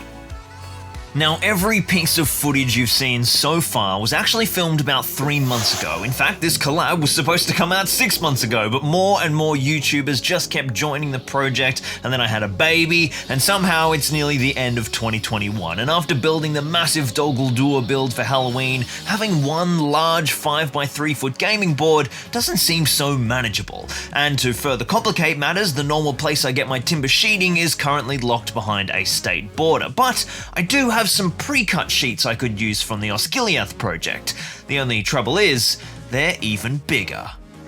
So I've decided to go for 2 boards, a 3x4 and a 2x4, which will make the full board an extra 5 square feet of surface area with 5x4 instead of 5x3, but in 2 smaller manageable portions. I decided to use the larger half for the front and the smaller half for the back, and I've had a small stroke of genius. By using multiple boards, the rear board can be built much smaller in terms of depth and simply sit atop a timber plinth to elevate it to the required height. So I decided to build the walls of the second level first and then build my way down into the city. The obvious starting place is to finish this gatehouse in its entirety. This piece is fully freestanding, so I don't need to worry about any obscure details, and it's a great chance to really set the bar for the style of ornate fortified stonework. Starting with the gate arch, I created a pattern of curved stonework detailing, following my reference as closely as possible, first drawing it on before making any cuts and using using various curved objects to get the right style of arch. Once I was happy with the look, I cut in the pattern of the stonework with my scalpel nice and slowly on those tricky curves,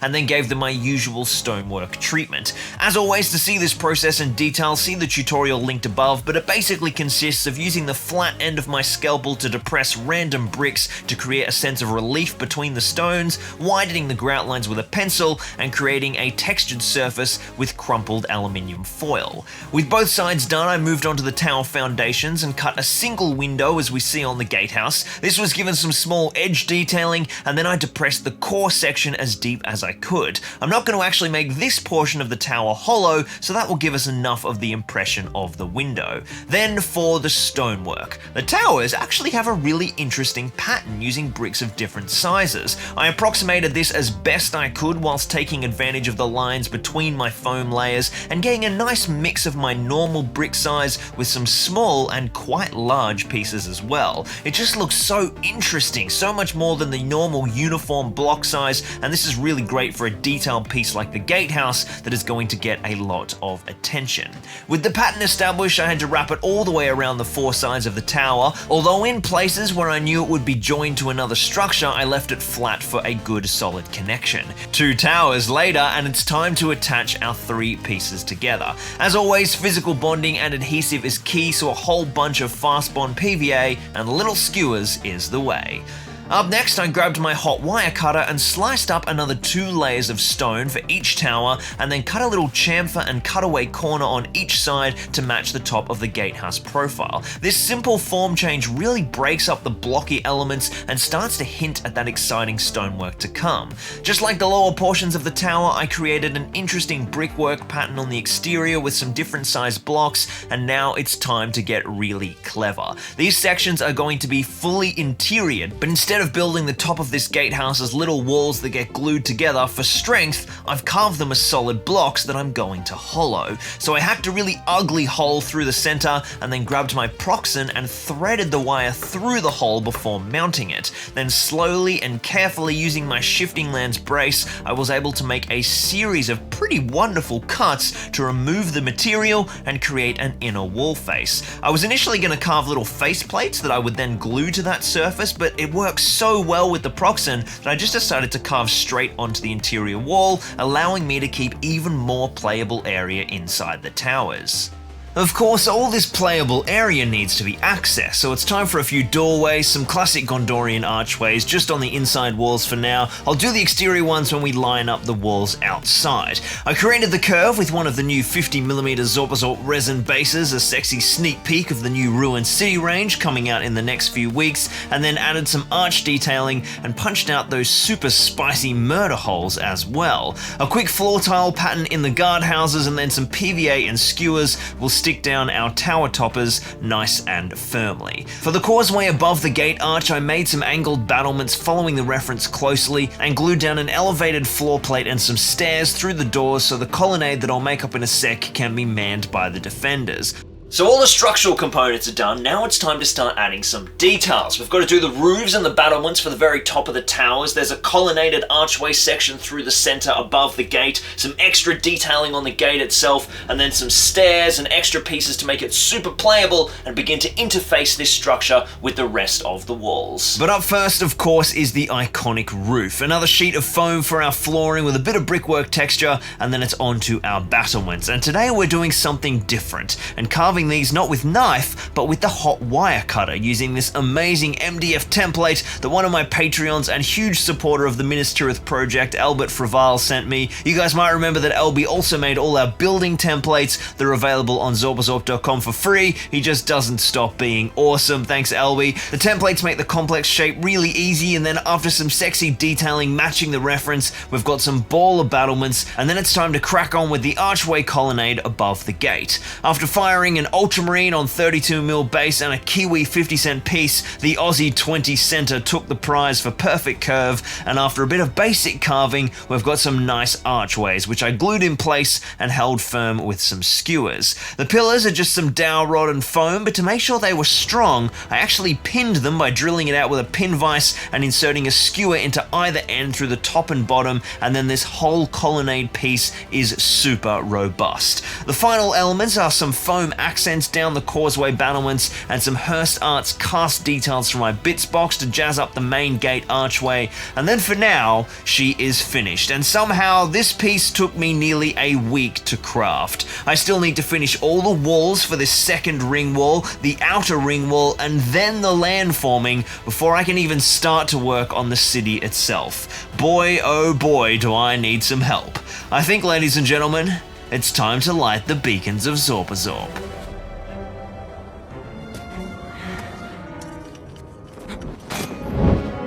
This seems pretty safe. Oh, it's kindled.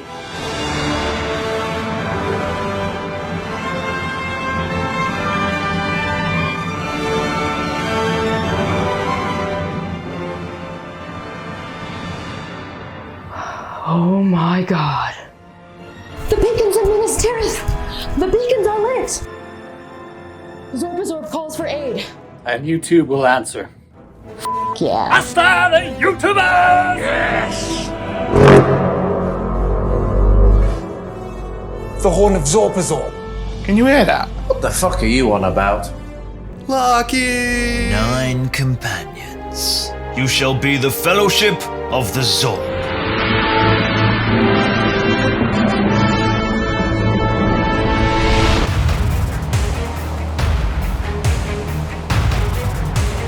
Could have rung a taxi.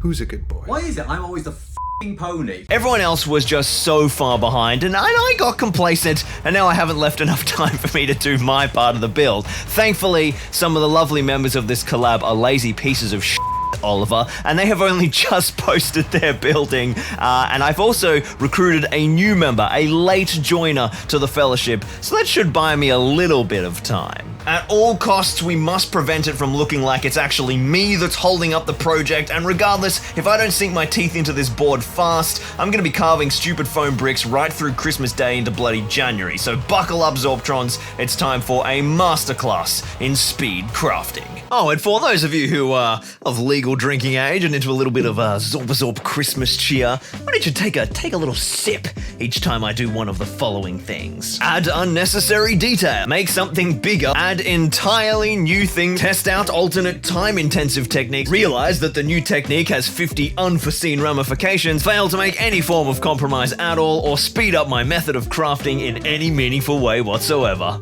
Drink up. So last week, we began work on the foundation of Tubertown, or at least we pretended to, but all I really did was show you guys the plan and then just make the gatehouse. Pretty piss-poor performance, really. So let's actually begin by working on the foundation. As always, I grabbed some sheets of masonite hardboard to be my base, and as we saw last week, the only sheets I could get access to were stolen from the Osgiliath board, so instead of the original 5x3 I had planned, we now have 2 pieces to make up a bigger 5x4. Drink up, folks. I mounted some extruded polystyrene to the front piece using some foam construction adhesive and kept the back 2x4 section unmounted and slapped them down on the workbench. And now for the first time I can add in our gatehouse and our walls, and we can start to get a sense of this full layout. Now when I was designing these pieces, I was of course working to a 3-foot wide board. Now we've got a whole heap of extra real estate to deal with, and I've decided to add that on this side, even though this region here is largely unplayable rocks and cliffs, and down the front I am going to have to add an extra bastion, but it's going to look incredibly impressive, and most importantly of all, it adds so much more space here behind the gatehouse, dramatically increasing playability. But this particular configuration doesn't really give us much insight to the challenges of the verticality of this build. This board is climbing backwards up the slopes of Mount Mindoluin, and the starting elevation of the gatehouse level is as high as the top of the outer wall. We have some seriously complex landforming and street design ahead of us. These DHL boxes are probably a little bit too high, but you guys can get a really good idea. But first we are going to start with the upper level and we'll get the ring wall finished and then work our way down the slope towards the Pelennor. Launching out from our gatehouse, we'll take the straight chamfered wall we cut last week, and after some trimming and adjusting to get it sitting nice and flush, it's time to thicken it out and create an awesome 2-tier battlement. I grabbed another sheet of 30mm XPS foam, cut an angled end using the Shifting Lands angle cutter so it lined up with the front portion of the wall, and then glued it to the main structure. You'll notice that this piece is almost as high as the inner floor of the gatehouse, and that's because we're going to make an absolutely badass set of walkways and stairwell to join these parts together. I cut another 30mm sheet for the top portion, cutting away a flat walkway and stairwell profile before carving the stairs in with my blade and gluing it in place. Before we can perfectly create this walkway, we need to know where we are going, so I cut another arch into the side of my gatehouse from last week, giving it some nice Gondor stone detailing, and then cut away an angled section orthogonal to the angled joining plane of the wall to create an awesome opening to the lower battlement walkway. A few skewers to temp join our battlement and bastion, and then we can slide this bad boy right up to the gatehouse. With that mocked up, we're going to work on the ramp behind the wall, moving higher up into the city, so I set about creating a series of ramps and stairwells that alternate up the slope. Using a combination of high quality foam for the carved sections and lower quality structural foam for the parts that won't be exposed. With the ramp glued together, we can slide it up against the back of the wall and mark out what parts of the stone will be hidden so we don't end up carving stuff that won't be seen. Starting with the back face, we'll carve in the details working right up to that line, just following our normal large block stone pattern explored in detail in the carving tutorial linked above. When texturing and depressing our brick relief, it's important not to depress too many bricks that overlap that line, otherwise we get loads of gaps when joining pieces together. Time for a few glorious time lapses to smash through the rest of this piece of battlement, including the top walkways and the stair platforms, and now we can see just how well this will interface with the gatehouse. Before we work on the battlements themselves, however, we're going to finish the bastion, which follows the same process as the one we built for the outer ring wall linked above. It has a slightly different profile without the trebuchet platform, so lots and lots of small bricks all the way around, and for now we will only add the detailing piece that joins to the front. We'll come back and do the side accents later on. Then we'll permanently join this piece to the battlement, and it's time to finish off that ramp. Now recently I experimented with a new technique on the Osgiliath board using modeling compound and a texture roller to make flagstones and tiling, but I still haven't finished that board and it presented a few problems, and I've never integrated it into a stairwell before, so it's time to throw caution to the wind because in theory it should look really awesome. Modeling compound is a cellulose fiber and plaster blend that when mixed with water turns into a beautiful paste and sets rock hard in about 15 minutes. It's amazing for blending rock molds and landforming, but today I'm smushing it onto these ramps and flattening it out into as thinner a layer as possible, and then imparting a texture into it with a flagstone roller. I deliberately kept the stairs slightly higher to account for the height of the flagstones and made them removable to give me easy access to the ramp blades, and as long as you work really fast, it creates some pretty epic results. You can grab the modeling compound at my online store, Zorpazorp.com, link down in the description below. So we've hit our first little snag with this new technique. Modeling compound is super strong when it's thick and kind of blended into landforms, but rolled out really thin, it's going to get a little bit brittle and crumbly right here on these edges. This is the edge of the board, so it's going to get knocked, it's going to get bumped, and that stuff is just probably going to come off and start peeling away the entire layer. So what I'm going to do is I'm going to grab a thick sheet of extruded polystyrene and make just kind of a nice little runner, a lining that goes up that side, which will be a really nice kind of element as well, because it's going to hide all of these different foam layers and make the end of the board look really clean and really polished. Now technically this piece is the edge of the board, so I could have just masked it off with a sheet of timber, but I really love how much this piece adds to the aesthetic, and if I ever decide to add more boards behind the gatehouse, this work is already done.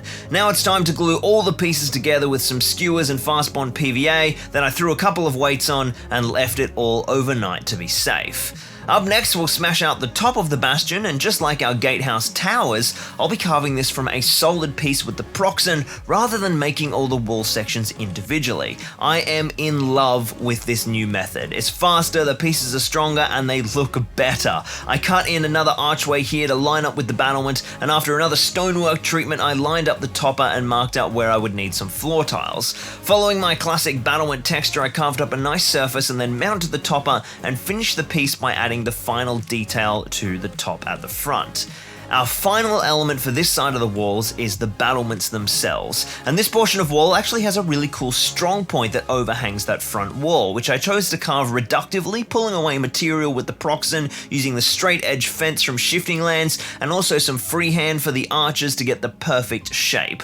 I sliced the top portion off so I could hollow it and added it back in as a battlement, and then after some stone texture I assembled all those pieces and attached it to the wall along with some stairs to interface it nicely. The battlements on either side are extremely plain up here on the second ring wall, just a rectangle with a profile reduction, and with those glued on, and an additional piece down the side of the bastion to hide the really large gap between the chamfered wall and that base of the bastion, the inner ring wall on this side of the gatehouse is complete. And just looking at that layout, I cannot wait to man the defenses with a garrison of bowmen as the second gate is breached down below. That's as much as I'll build on the upper ring wall for now, as I need the rocky foundations to help form the remaining wall length, so now it's time to begin on the massive section of the outer wall. This whole piece is 3 foot long, the original width of the board, and we're going to start by imparting our stonework texture on the entire front surface of the wall using my long bendy steel ruler to help get lovely straight lines and cutting our usual 1-inch high bricks. But before we depress them and give them that relief and texture, we are first going to create our strong point and mount it to the exterior of the wall. Before making that piece, I also threw down a quick full texture surface on the floor at the top of the wall, slowly carving the bricks around my ruler, using it to approximate the curve and drawing it up in pencil before bringing in the knife. This strong point is made using the exact same methods and templates as the video from way back when this project started, but as I worked on this piece, I actually noticed that I made a pretty glaring error at the base of the structure. So much for 100% screen accuracy. There isn't just a beveled buttress out at the front, there's also 2 larger buttresses thrusting out to the sides. So I cut those in, starting higher up using the same process as the front protrusion, and then textured the entire surface to completion using the smaller 1/2-inch bricks. Just like the bastions, this alternating style of stonework adds so much character to the walls. So my quest for screen accuracy continues as we try to find the exact place to put this particular strong point. Now I know that I need to have a big bastion here because I've got a big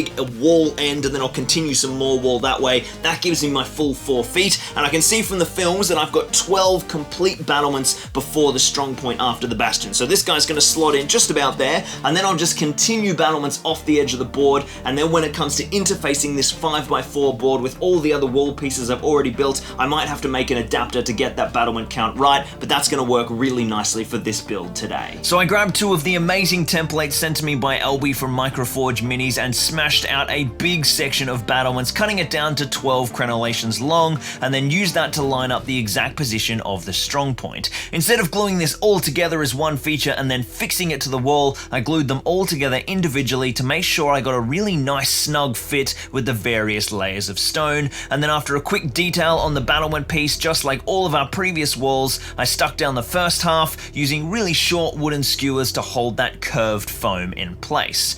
The first side down, I smashed out another section of the standard battlements, this time needing 14 individual crenellations in length, and glued that down in place. Just like our previous strong points, I used the template to make the custom piece that wraps around the small tower, cutting down the angles and holding it together with a piece of tape, and then glued it all down, waiting for a few hours for that to bond before removing the tape and trimming down the lower curve detailing. This will all get cleaned up a lot with some filler at a later stage once all these pieces are mounted to the board. And there we have a pretty serious amount of completed stonework. And then it was time to start getting an idea for the layout of the city itself.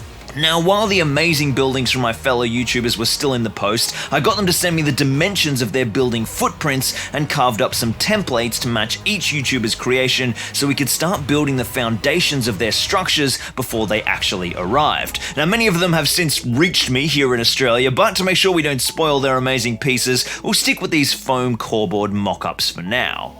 So that's our city streets roughly planned out, but now we need to dive into full city planner mode because of course the walls don't look like this, they look like this. The inner ring wall is higher at its base than the top of the outer battlement because Minas Tirith is delved into Mount Mindoluin and winds up towards the top. So we've got to have a road that comes kind of snaking down from the gate, start lowering down to get to the outer gate of Minas Tirith. We need to have little terraces for all our buildings to sit on as they kind of working our way down that slope. There's going to be lots of little stairs and alleys. It's going to be a really, really complex bit of land forming. I think the easiest way to tackle it is to start at the outer wall and kind of work our way up and down at the same time. But the first thing we need to do is complete the outer ring wall. Following the guide from almost 18 months ago, I smashed out the main components of another bastion and made another curved section of outer ring wall and then lined those up along the front wall. And now we have 2 ring walls that span the full 4 feet of the board's width.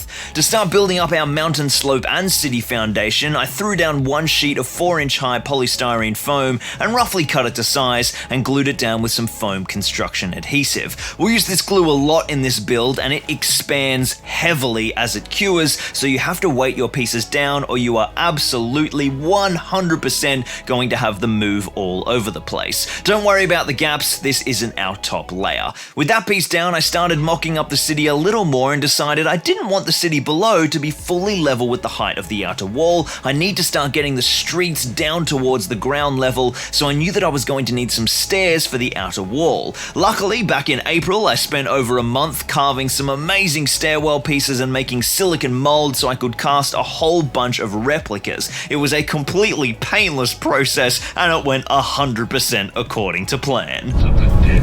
So knowing the height of my stairs, I now know the required height of my city street foundation. So I cut down some sheets of structural XPS foam using my outer wall MDF template to get the perfect curve to sit in nicely behind the wall and give my base layer of our city foundation. Before gluing the walls themselves to this foundation, I textured the rear faces only in the places where I knew they would be exposed, in between the stairs and a large elevated platform you'll see in a moment. I then glued all of these down using a combination of bonding methods, foam construction adhesive on all the horizontal faces, and weld bond PVA on the horizontal joins in between some pieces, along with some wooden skewers. This combination allowed me to get great bonding across the whole wall and minimal expansion, shifting it as I can apply weight from the top, pushing down onto the expanding foam adhesive. Up next, I cut down some more sheets of structural XPS and cut down a plinth on the southern side, which really allows the battlements to flow straight up into a terrace that moves deeper into the city. A real feature of my planned layout is lots of little mini environments in the city to fight over: terraces, courtyards, alleyways, all joined by stairs and ramps climbing up the mountainside.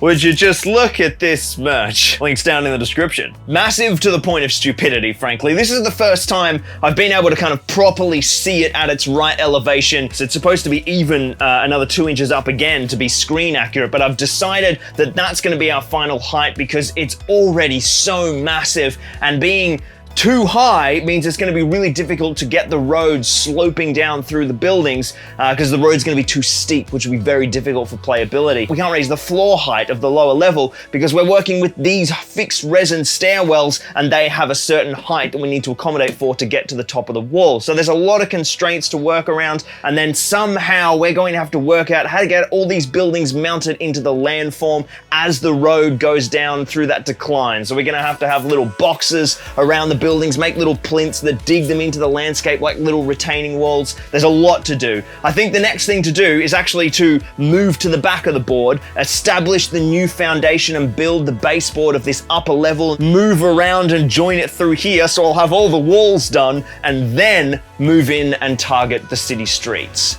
To help begin the foundation of the second level, I started marking up the layout of the ring wall onto a sheet of structural XPS and then traced out the footprint of Eric's building from Eric's Hobby Workshop. Now Ezza has made a really impressive structure with lots of different shapes, and I'm going to need to create a foundation for this building that continues down into the streets below. But first we need to make space for that stonework, so I hacked away some key material from the flat sheet. Now the upper half of the board is proper massive, so we'll eventually mount this on a plinth, but for now we're just going to stick it down to a simple masonite baseboard, which we can elevate with some platforming later on. To minimize that weight as much as possible, we're going to use strips of polystyrene to bulk out the core of the landform, and then we'll mount our flat cut down sheet on top. Up next, we need to continue the fortification from the bastion and the northern wall down into the landform, so I carved up an extension of those two wall sections, matching the brickwork patterns to make it totally seamless and allowing me to build this into the landform, looking really immersive and keep the rampart removable so I can use it with other boards. Up next was to build the foundation for Ezel Dezel's crazy building, so I traced his template out onto some 2-inch XPS foam and made 2 layers high.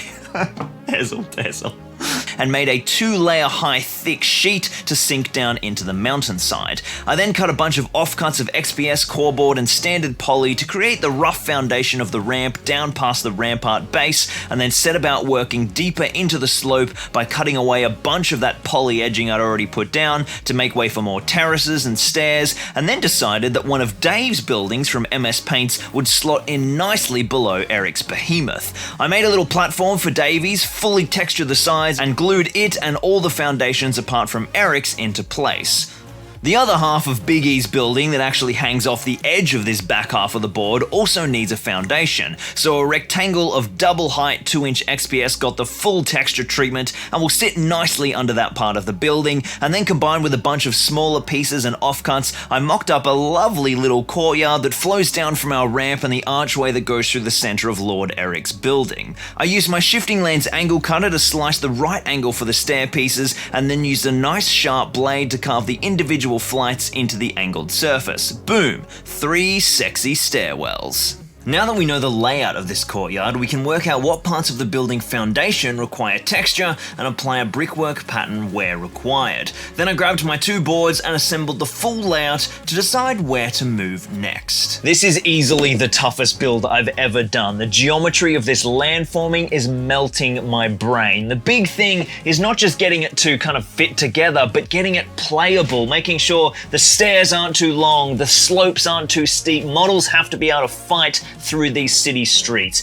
I think I've got a lockdown on the different elevations and the positions of the buildings. The next thing I'm going to do is continue out this terrace and make a little platform here underneath Andy's and Dave's second building, and then we're going to step down a little bit, another platform here for Raquel's, a courtyard here, extend the section underneath Eric's and bring those stairs down, and then curve down the main street to Ollie's building, and I think we're going to have a working, functioning city layout. Before we dive into the upper courtyard, I'm super excited to announce that to commemorate the White City truly taking shape, we are launching an awesome new piece of Zorpazorp merch, the White City Collection, designed by an amazing Australian artist and longtime supporter of the channel, Bo Preston. His work is absolutely sublime. I've linked his Instagram and a storefront where he sells some amazing prints down below. Please check out his work, it is incredible. And head over to zorpazorpmerch.com to check out these epic new threads. There's shirts, hoodies, other styles of shirts and hoodies. The offerings are just mental. So check out the White City Collection now, as well as our launch range and the Walking to the Pelennor Special Edition.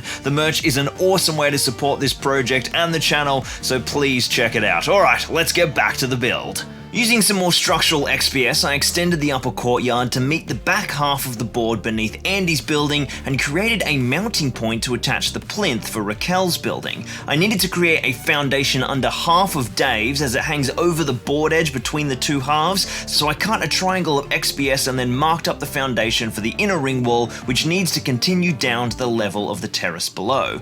I cut away the XPS sheet beneath the wall, and where Andy's building won't be blocking the surface texture, I inserted a small section of carved foundation and then threw some stairs to descend from the level of the gatehouse down to our terrace.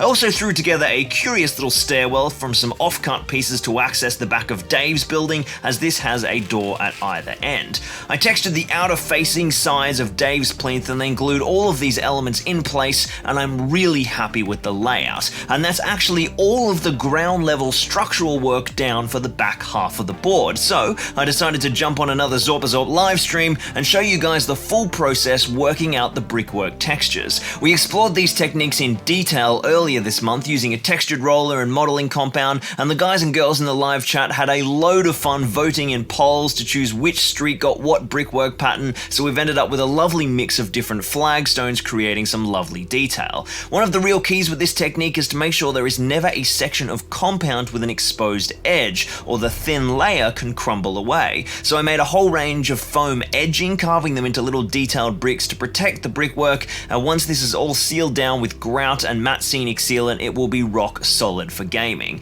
Back off stream, I decided to finish the brickwork on the upper terrace, but first I had a few fascia to carve to enclose the terrace in detail. One small section behind the stairwell, and then another large piece that sits between that stairwell and the foundation of Raquel's building. I then laid a whole heap of compound, working in batches to make sure I got a really good impression of the detail, and then carved away the excess and glued down some more foam stripping to protect those flagstones. And now with the roads beginning to go down, the landscape of the city starting to take shape, it is my great pleasure to reveal the Crafters Guild of Minas Tirith. The Lampright Street is the hub of all trades and craftspeople in the White City, and the Crafting Guild of Minas Tirith is the most important building in this vital city sector. Whether you're after a blacksmith to forge you a sturdy blade, a cartwright to help you bear your burdens, or even a rat catcher, the Crafting Guild will point you in the right direction. With a large central hall for gatherings of skilled tradespeople and offices for the various heads of different disciplines, this regal building is a place of learning, community, and industry. Look at this absolute beast. I am seriously blown away by this masterful work of art. The stonework, the shingles, it looks like it's just been teleported straight out of the films. The modular components, the removable roof, and the macro detailing, the shape of the structure, it's all so visually pleasing, and we can already see when it's interfaced with the foundation, it's going to be amazing for gameplay. But speaking of foundation, we need to finish building this structure into the board. Eric's amazing Crafters Guild hangs over the join between the two halves of this board, and the eastern half still needs a portion of lower foundation to be built into the mountainside as the unfinished Lampright Street winds down towards the gates. Our first job is to cut and texture another plinth for one of Dave from MS Paint's buildings, which will sit just behind Eric's Crafting Guild. This is just a simple block of extruded polystyrene with our classic stonework texture you guys have seen in a billion videos before, and then after slicing up a small staircase to meet with the upper terrace stairwell and the foundation of Eric's tower, I mixed up some modeling compound, grabbed one of my flagstone rollers, and put down some lovely stonework texture. We looked at this process in detail in the last two videos, and you'll see a lot more of it today, but with that section dry, we can assemble our lower foundation components, and now it's my great pleasure to reveal the contribution of the mighty Dave from MS Paints. Many of the buildings winding down the Lampright streets are of course the various workshops and storage houses of the fine craftspeople of Gondor. Nestled in the alley behind the Crafters Guild are two smaller workshops for a glassblower and a metalworker, specialising in lead detail pieces for the city's architectural finery. But directly before the second gate itself is the Master Lampright's workshop and showroom, housing the works of the preeminent Lampright in Gondor. Dave's three buildings are absolutely choice, bringing in some vital greenery with vines and creepers, as well as giving us some new takes on the classic Gondorian forms with some variety in building size. These smaller footprints are fantastic for gameplay, creating little alleyways and streets. Speaking of streets, it's time to finally deal with the Lampright Street itself. This was so damn difficult to contour, so sit back and enjoy some sexy time lapses, folks. I used a combination of foam and cordboard, all cut at different angles angles to get a lovely gradient that bent around the corner and wasn't too steep for models, and I had to make sure that would tessellate with all the little alleys branching off. Then it was time for a heap of flagstone work with modelling compound and a textured roller. Working in smaller sections and relayering portions that didn't take really helped me build a super realistic finish. To finish off the top of the board, I carved a neat little stairwell to go down next to Dave's bigger building and continued the alleyway with more cobble and edging, blending it in with the upper terrace we made just before Christmas. With those pieces down, we are really starting to capture those Gandalf riding through Minas Tirith vibes with the Lamplight Street really coming to life, but we're looking a little sparse on one side of the street, so it's time to reveal our next epic member of the Fellowship of the Zorp. Before the gates on Lamplight Street sits the largest apothecary supply merchant. The main thoroughfare passing through the lower level brings the apothecarian a steady supply of deliveries from the vales in the south, rich in herbs and healing remedies. In times of sickness or plague, a constant stream of couriers on foot and horse are seen passing to and from the apothecarian merchant to both the lands beyond and the houses of healing higher up in the city. I absolutely love Raquel from Rackrex Art's building. It has so much character and wicked details, the stained glass, the roof tiles, and I'm really loving seeing all these similar but not identical color schemes coming together. We're really assembling a very realistic tapestry of Gondorian slate and stonework. Remember guys that all the in-depth build videos for these amazing creations are linked down below in the playlist, in the description and the pinned comment. Please show these guys some love and just throw that playlist on repeat all week long. I owe these incredible crafters so much for their work, and we need to send them some Zorp love. So as you can see, the plinth beneath Raquel's building needed some more stonework texture, which I matched from the adjacent retaining wall, and then we had a few special details on the upper terrace to complete. I grabbed the battlement template that Albert Fraval from Microforge Minis had laser cut for me, and used that to smash out some extra crenellations, first to finish off the last stretch of outer ring wall, and then for that small wall section above the lower courtyard. Then using the exact same methods we looked at nearly 2 years ago now, I smashed out the top portion of the bastion, ready for a trebuchet to deploy, and we've now found ourselves the perfect spot on the upper terrace for our next epic building by Benji from Benji's Hobbies. Rather than the beast of burden or noble steed seen passing through the city gates and across the Pelennor, Baruthial Pet Supplies breeds, sells and houses animals for highly specialised roles in city life, as well as companionship to the city's many citizens. The menagerie is especially well known for its limited carrier pigeon network maintained within the city, which is much faster for messages travelling from the Citadel to the lower levels, as well as breeding amiable felines who make short work of the many rodents nesting within the city. Now this portion of Minas Tirith features a rocky promontory that begins to thrust out from the base of Mount Mindolluin, and the stonemasons of Gondor incorporated those rocky foundations and worked them into the city. But before we start building our mountainside, we need to reveal one of the oldest buildings of this city district, the lovely Minas Tirith Barber by Andy from Beard Clipper. During the early years of Minas Tirith's history, this building was a key financial institution nestled into Mount Mindolluin beside the second gate. But over the years passed from the Bank of Barahir to the Commercial Guild, and then left the finance sector altogether to become the Beard Clipper's Barber, the regular hairdresser for the soldiery manning the outer walls and the working class citizenry conducting business within the crafting districts. After lopping off the front pavement to nestle it into the upper courtyard, it was time to build the Beard Clipper's Barber into the cliff. So I grabbed some sheets of expanded polystyrene and bulked out the back, joining it all together with foam adhesive and clamping and weighting it down to prevent expansion. Notice I'm only joining these pieces and the rock work to come to the building, not to the board, to keep this entire piece removable. I then marked out what parts of the wall behind it would need texture and applied our classic stonework treatment, although I ended up just doing the whole face of that wall so that I can use this piece in different layouts. I then removed the amazing Pelennor Gardens Tomatoes billboard to be reused where it will be more visible, and now it's time for rock work. If you're keen on seeing this process in detail, check out my Dol Guldur build where I tackle this monstrous cliff face, but essentially using a selection of plaster cast rock pieces, I planned out and then tacked together a cliff face using PVA and hot glue to hold it in place, and then used yet more modeling compound to join the pieces together, creating a seamless rocky surface and locking it all in place forever.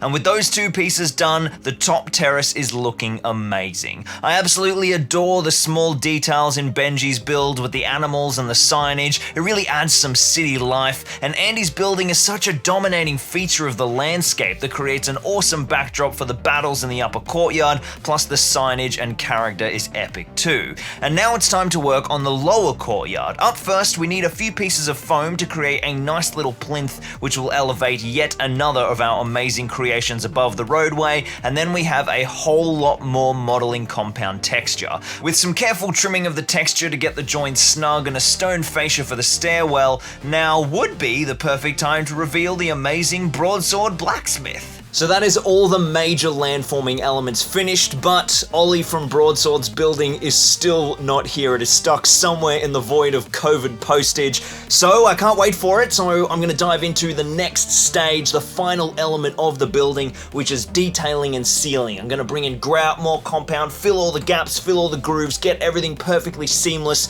and ready for priming, and hopefully I get a knock on the door from the postman very shortly. Alrighty-o, the home stretch, ladies and gentlemen. A few detail pieces left to go, little accents and battlements, a doorway here and there, and then it's time to make everything into one sexy continuous surface and get rid of all of these gaps. These were filled with a seam of Geek Gaming high-strength PVA, and then I sprinkled tile grout over the whole surface and used a toothbrush to push the powder around, making a nice blended edge. Grout is an amazing material to work with because it's super fine grain, so it looks realistic at this scale, and it's also an adhesive that activates with water, which will lock down the edges of all these compound sections for extra strength. Once I had grouted every nook and cranny, it was time to seal all of the grout and modeling compound components. I am a little nervous right now because the roads are pretty brittle in this thin layer, so I absolutely soaked them. First with isopropyl alcohol and then a drenching in Geek Gaming Matte Scenic Sealant, which you can buy from my store Zorpazorp.com. This sealant is a mix of PVA varnish and water, so it activates the grout, and the isopropyl alcohol creates a capillary action, allowing the sealant to penetrate the material substructures and lock it all down. I must have done about 4 coats, drying in between, and now the whole surface is rock hard. With Ollie's building still not here, we'll dive into priming the top section of the city, and I'll be using 2 different coats. First, priming with a foam-safe floral spray paint, which doesn't melt foam in any way. This layer will allow me to use a Rust-Oleum spray, which would damage the surface as a follow-up. I used this sexy green tone because that was all I had in my shelf, but it'll be cool to see if any of this shows through in the recesses. Then all over with a nice bright flat white. As I spray the white, I always keep it no closer than 12 inches to give the propellant time to evaporate, which is the component that eats the foam. But before we can prime the second half, it's time to finally reveal the broadsword blacksmith.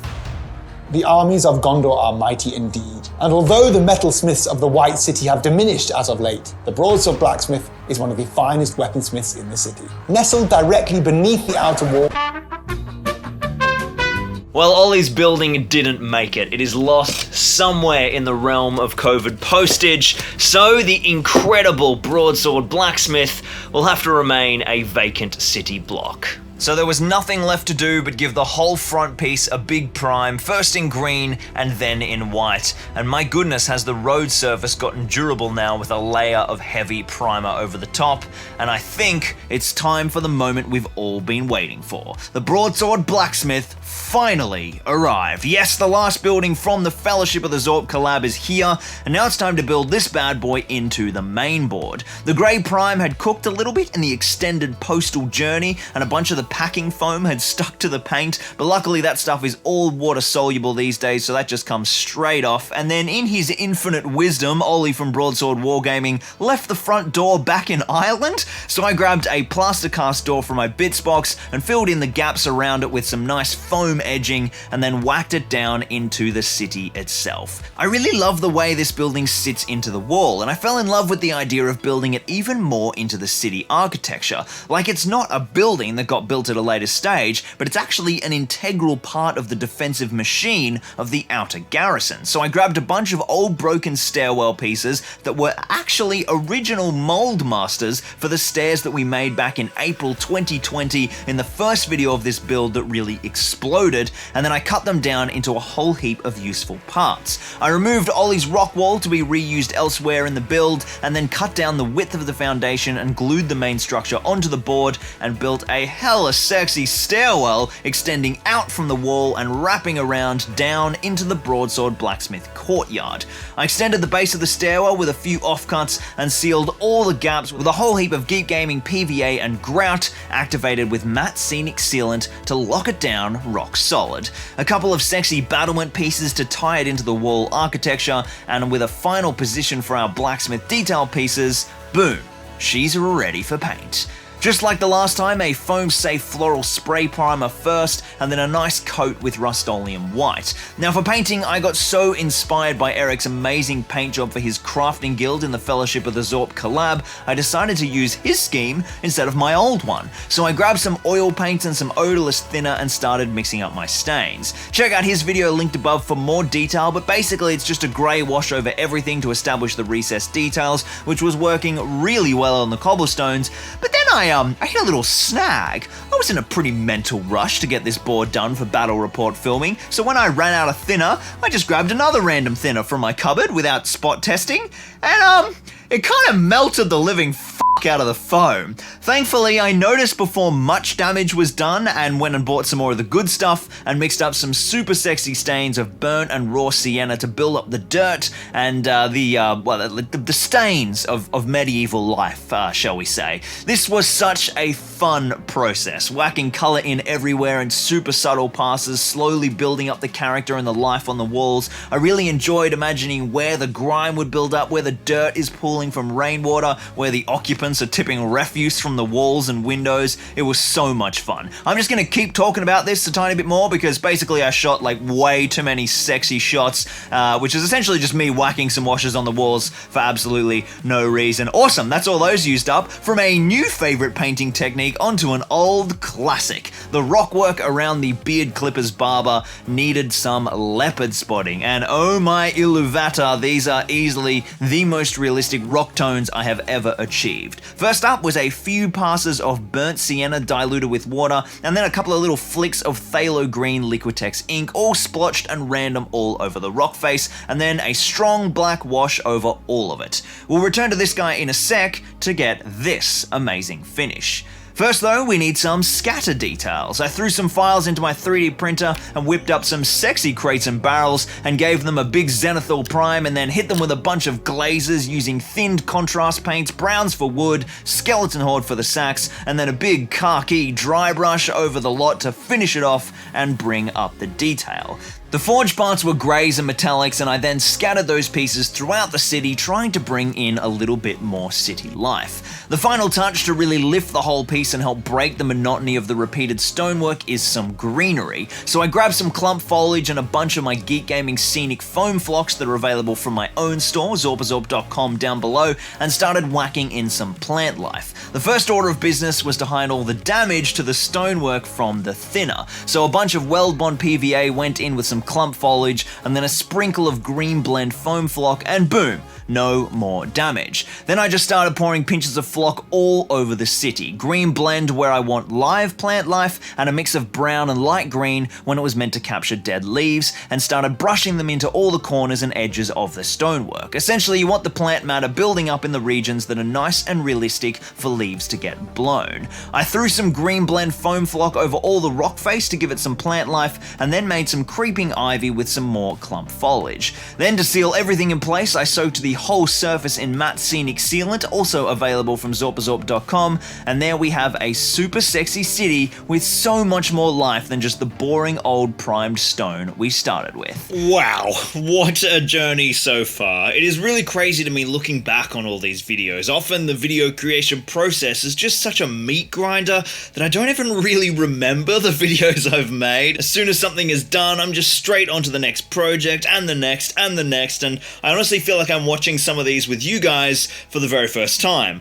But But with the completion of the first Tubertown board, we now come to the biggest gap between crafting uploads for this project. We did release 3 battle reports on this Tubertown board and the Pelennor board that goes in front of it, which I highly recommend you checking out. They pick up where our first Minas Tirith in Flames campaign battle with Ryan left off, but then it was nearly a year before we finally returned to the build with the 2nd edition of Tubertown. I started off, of course, with our foundation. Now we've got another 6 buildings joining the project today, so we are going to need another full 5 by 4 foot board, so I made that in 2 uneven halves using a masonite baseboard and then a sheet of structural expanded poly to give us a firm base layer to build on.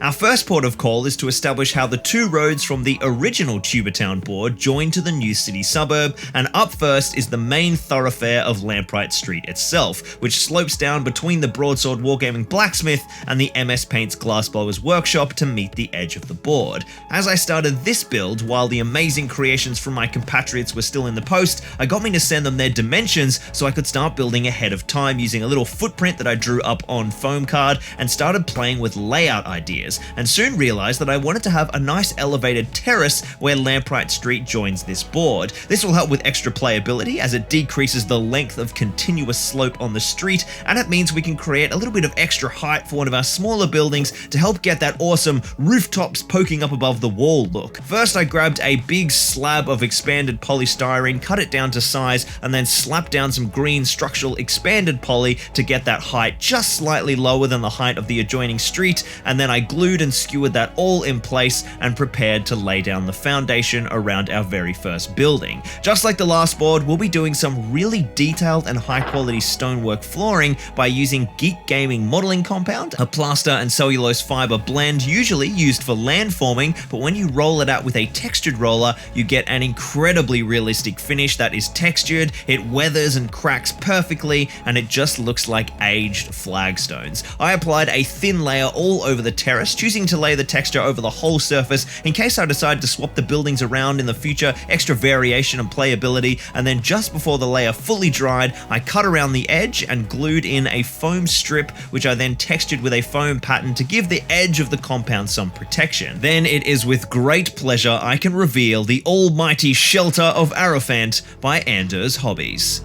North of Gondor and west of the Misty Mountains once lay the Kingdom of Arnor. While it was a great and powerful land, through infighting and a devastating war with Angmar, the kingdom fell, and many who survived fled south to Gondor. And so a shelter was built in Minas Tirith to house and support these refugees of war. This house was named after Araphant, one of the last Arnorian kings. Years passed, and the fall of Arnor faded from history to legend, but there will always be those in need of help. And so now the House of Araphant is a home for all those in need, be they the homeless, poor, or simply strangers to the land. With soft beds and hot food, all are welcome in this place of hope. Well, Anders takes the award for our very first fully interiored building here in Tubertown, and what an absolute beast. I love the detail and the use of Gondorian forms, especially the spiral stairwell that creates like a little tower on one side and the overhanging medieval style toilet. Just epic stuff. What a start, what a start. It's the perfect height up there on the terrace as well to pop up just above the walls with perfect clearance for the window to get a little view out of the top and over the Pelennor. With the plinth in place, it's time to talk about the outer wall. Now, in our last video, we carved a whole section of outer wall using a massive curved template, but of course we already have about another 3 meters of loose wall pieces, and with the insane time crunch to get this board built before I leave it all behind to move to New Zealand, I decided to make this next portion of the board using a combination of those pieces myself and community contributor Charlie Moreno had already made at the beginning of the project. There are entire build guides and free templates for these pieces linked up above if you'd like to see the full process or even make some for yourself, but it's essentially a whole lot of super labor intensive carving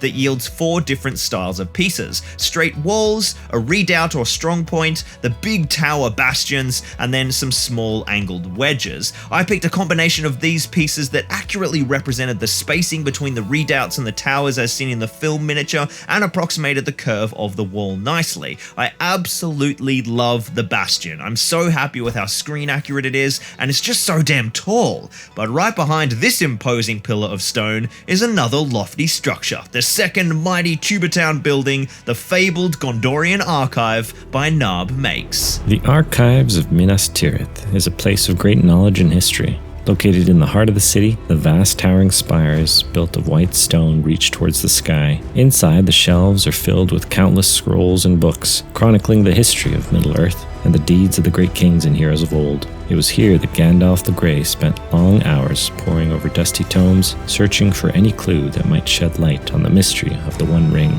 and the true nature of its maker, the Dark Lord Sauron. What the actual Narb is an insane crafter, but this beast just blew me away. The scale and the intricacy of the build is simply breathtaking. From the various architectural stylings accenting every facet of the structure to the bookshelves filled with detailed archives of Gondor. It's also a fantastic footprint shape with lots of little cutaways and protrusions, which makes it super interesting piece to game around, and it leaves plenty of room for streets to wind around it. But as it backs up against the outer wall, we do need to join that wall to our upper terrace and the lower level that Narb's building will be placed upon. This is of course a massive difference in height, but luckily in early 2021, in the very first videos on this project that really blew up, we made a series of pretty intense stairwells and then made some of the most ridiculous disaster-fraught silicon molds that allowed me to duplicate those pieces en masse. I sculpted 2 different types of stairs and cast 4 of type A and 3 of type B. Longtime viewers will remember that we already used one of each in the upper sections of Tubatown, and I need to save one of each stairwell and 1 block foundation that we molded to operate as a standalone stairwell system that can be placed anywhere along the wall in the rest of the more modular board. So that leaves us with 2 plinths, 2 part A's and 1 part B that we can now use for this board. Here on the outer wall, I decided to use a plinth and 1 of our part A's to join the wall to that lower terrace we just made for Ander's building, and then of course we need somewhere to get down from the terrace to the lower level. So I repurposed an old bridge element from the original Osgiliath board and hacked it apart till it was about the right height, and then pulled off the battlements and gave it a big old stone texture with modeling compound and a textured roller, just like the platform earlier, and I let that dry just until it was enough to trim down those sides, and then I could remount the battlements as well as adding foam edging to the top and the bottom to keep that compound protected, and then I quickly blended that all together with some grout and scenic sealant. Then, with our lower level accessed, it's time to start planning for the main space of streets, and there is no better centerpiece to stand tall across the road from Narb's Gondorian Archive than the mighty first level Strategium by Nat1 Videos. The lower level of the Strategium is one of the most iconic structures upon the Lambright Street, and in wartime, one of the most significant. This towering spire houses several council chambers where meetings of garrison commanders can be held in a location that is close to the outermost defences of the city itself, enabling the lords in charge to receive precious intel from outriders before they make the long journey up to the citadel. Close to the second gate, it even affords the kings and stewards a forward command post in the lowest level if they wish to lead the defence of the White City in person, that can quickly be abandoned and safe retreat made to the upper levels should the outer wall become overrun. LED lighting. Are you serious, Mikey? This is amazing. These guys are really upping the ante here. If there's like ever a part 3 for this collab, which I'm not thinking there will be, but if there is, I'm expecting people to just send me like entire city blocks at this rate. Absolutely stunning. The archways, the reduction in cross-section to build up towards the dome, what a piece of art. But with the Lambright Street winding down past Ander's dwelling in between Nat1 Video Strategium and Narb's Archive, we now need to join the upper portion of the Tubatown board to the lower half via the street which runs along the inside of the inner wall of the second level that goes down past Eric's Hobby Workshop's Crafting Guild and then past the top of MS Paint's leadworking warehouse.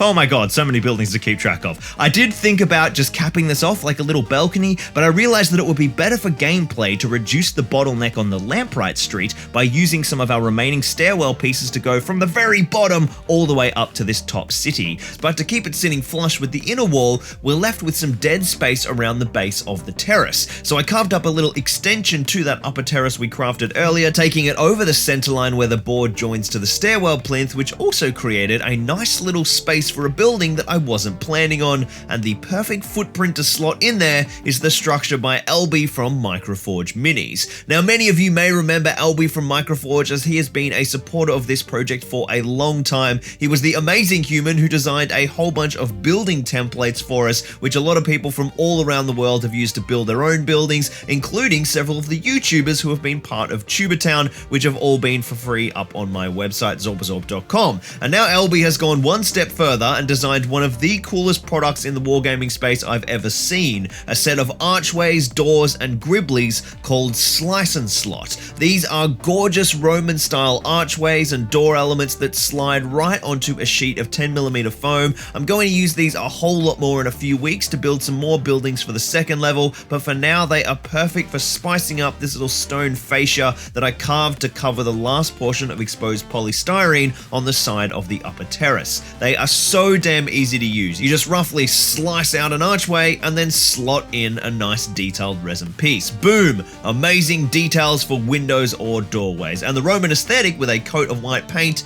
is perfection for Minas Tirith. Before we glue the fascia onto the foam, I had to cut out a few holes into that polystyrene where the windows are, and then paint the inside with a dark grey to make it look like a dark building interior. And then I mounted the fascia and then skewered the foam plinth expansion into place, and man, it just looks so good. I cannot wait to see how these work on a larger scale for actual buildings. If only Albie from Microforge Minage had made a building as well. Lamprite Street is the centre of commerce in Minas Tirith, and between the many workshops and warehouses are small dwellings of the wealthier merchants who want to be close to the hub of trade. And this building belongs to a proud merchant who amassed vast wealth trading silks in Harrendor, a southern fief that has now become a frontier of war. With the rise of the Haradrim, the fortress city of Glamagarth has come under siege, and supply lines have been cut. And now this house has since fallen on hard times, with the owner discreetly selling many of his prized possessions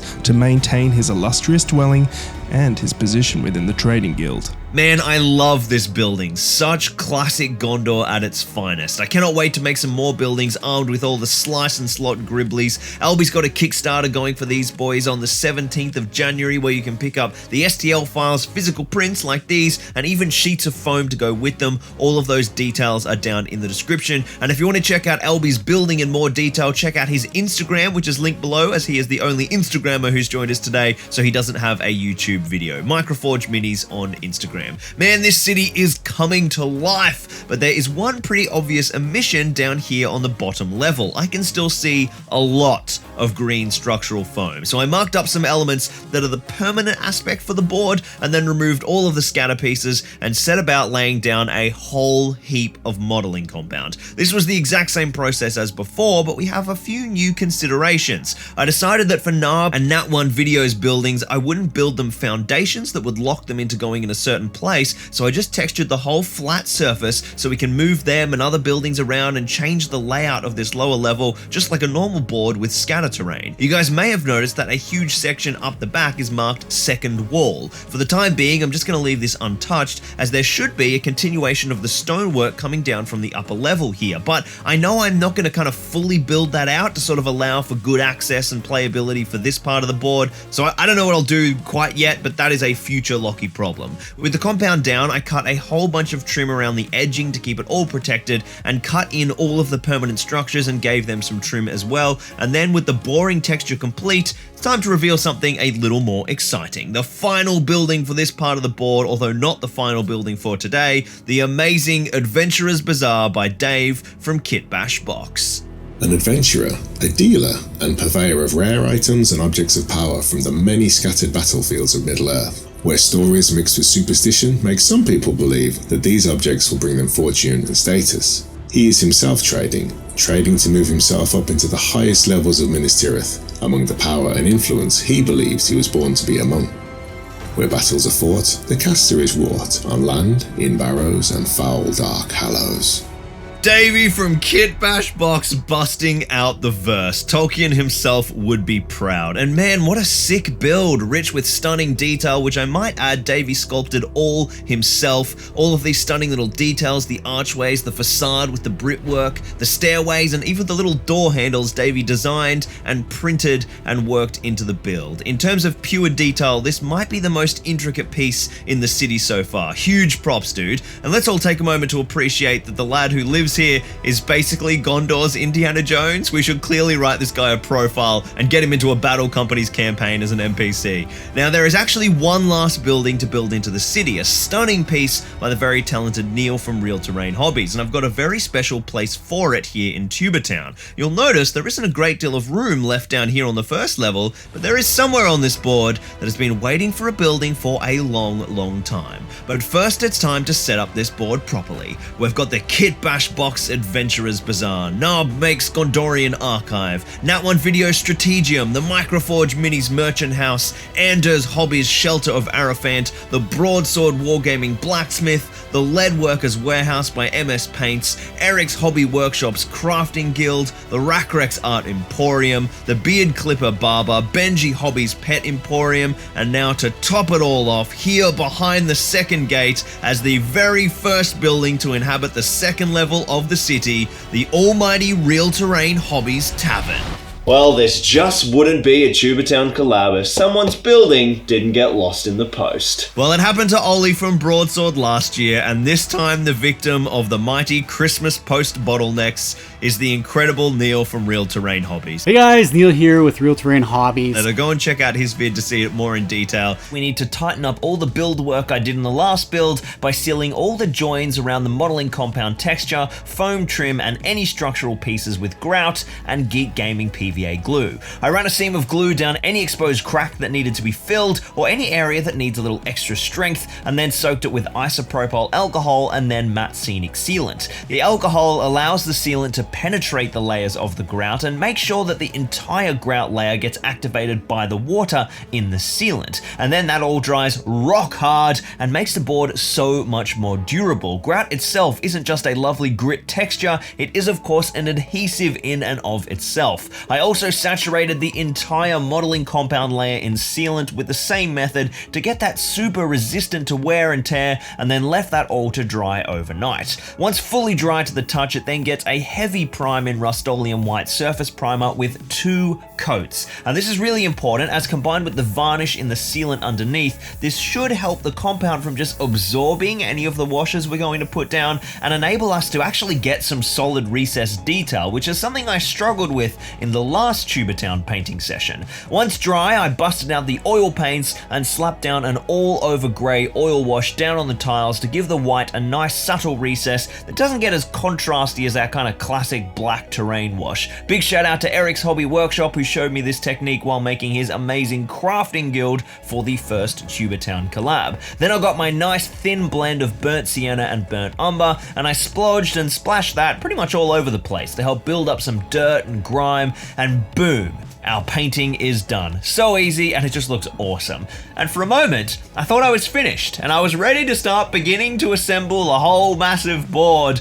Then I realized there's a huge chunk of this board that is still green foam, the Pelennor fields before the walls. If you haven't seen the full build journey for the 48 square feet Pelennor field board, I'll link it above, but it was vital that this little section out the front of these walls matched it perfectly. So I grabbed some stone finished texture paint and slapped that down all over the board, which was hard work because this paint is now like 10 years old from the very first Osgiliath build, but I got it working and got some texture down over that green foam to build up that natural texture. And then when that was dry, I began to work in a layer of blended browns to establish our ground tones. Stipples and dry brushes kind of mixed together, but then I kind of ran out of paint because my workshop is slowly getting packed down around me before the move to New Zealand, so I had to use an old technique that I don't really go for anymore and grab at some of the old rattle cans that I used when I first made the original board, and I hit that ground covering with some accent dustings and little spritzers to give it a bit of life. And man, I just forgot how good this looks. It's sort of like a mottling effect. It doesn't really show up well on camera, but the natural variation created by the two browns and then the dustings of a beige over the top to kind of accent it,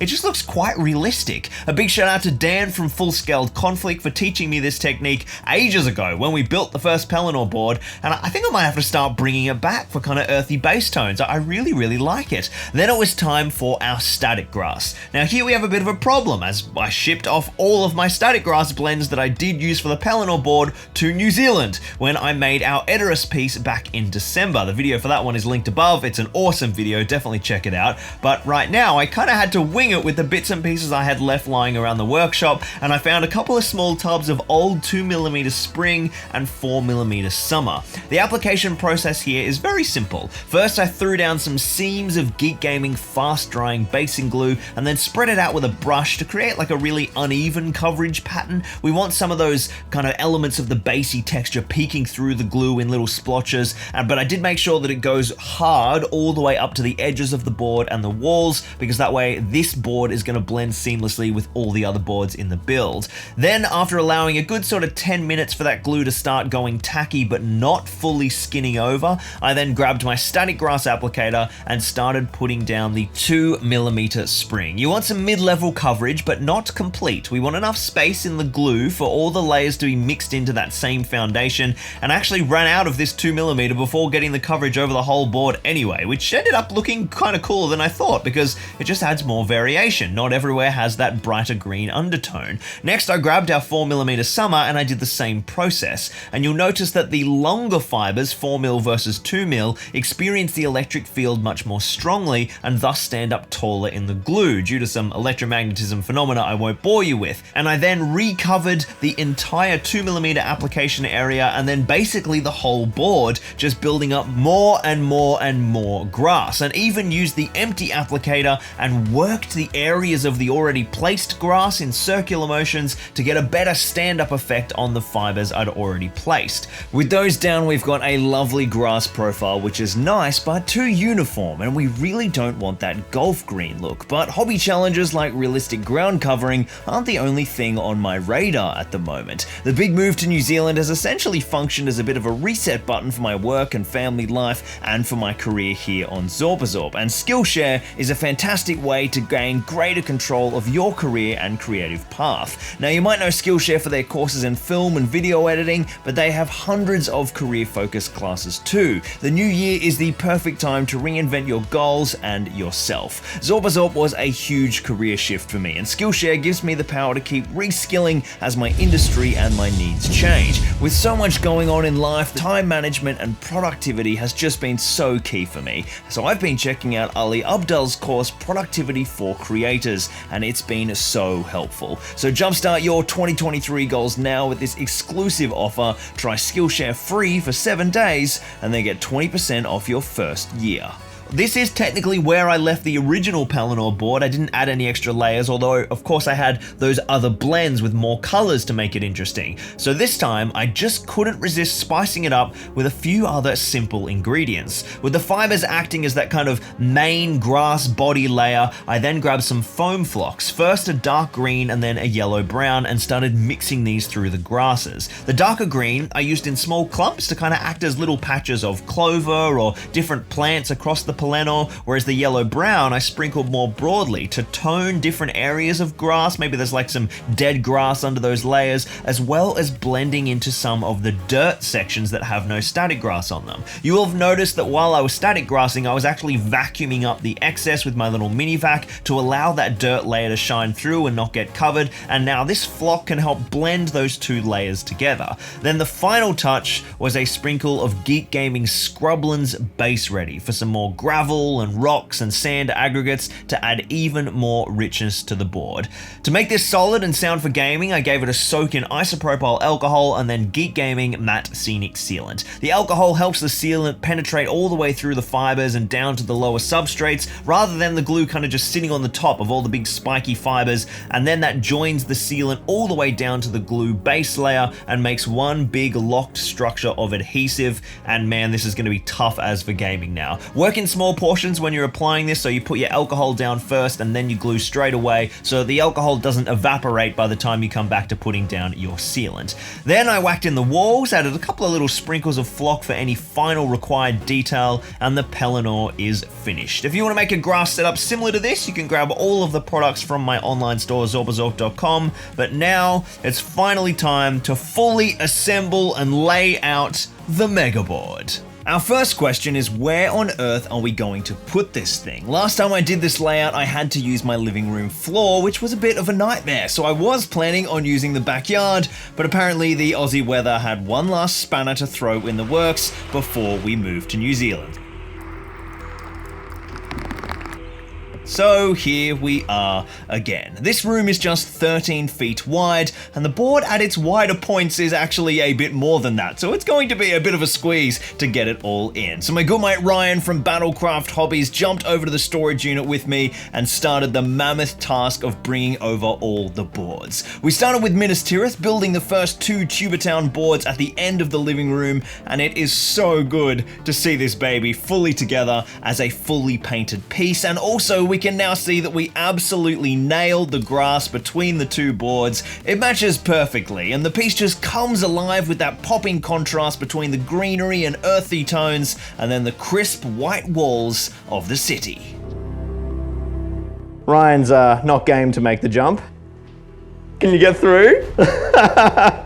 Victory. Then we slapped down some green foam to give us the right wall height and laid down almost all of our remaining wall pieces, and then deployed many of the amazing MDF buildings that Viv from Knights of Dice built for us. You can see his full build down in the description, and we very quickly ran out of room. I am really going to need a bigger place to set this all up when it comes to filming our massive siege game later in the year. So there we have it, 3 years of Minas Tirith crafting in one massive video journey. If you've sat through this entire thing, drop a comment down below for me, because I'm not actually sure that anyone is going to bother watching all of this, but I hope you enjoyed the experience if you did. It was really fun for me to look back on the whole crafting journey as a single entity, and it kind of helped me appreciate just how much work I put into it. There will be more Minas Tirith, but I'm not going to do any more crafting on this project until we've shipped it all the way over to New Zealand, and that won't be for quite some time. But before that happens, it definitely needs to see some gaming. If you'd like me to do one of these styles of videos for the Osgiliath Megaboard, let me know down below, and I will see you in the next one. Cheers.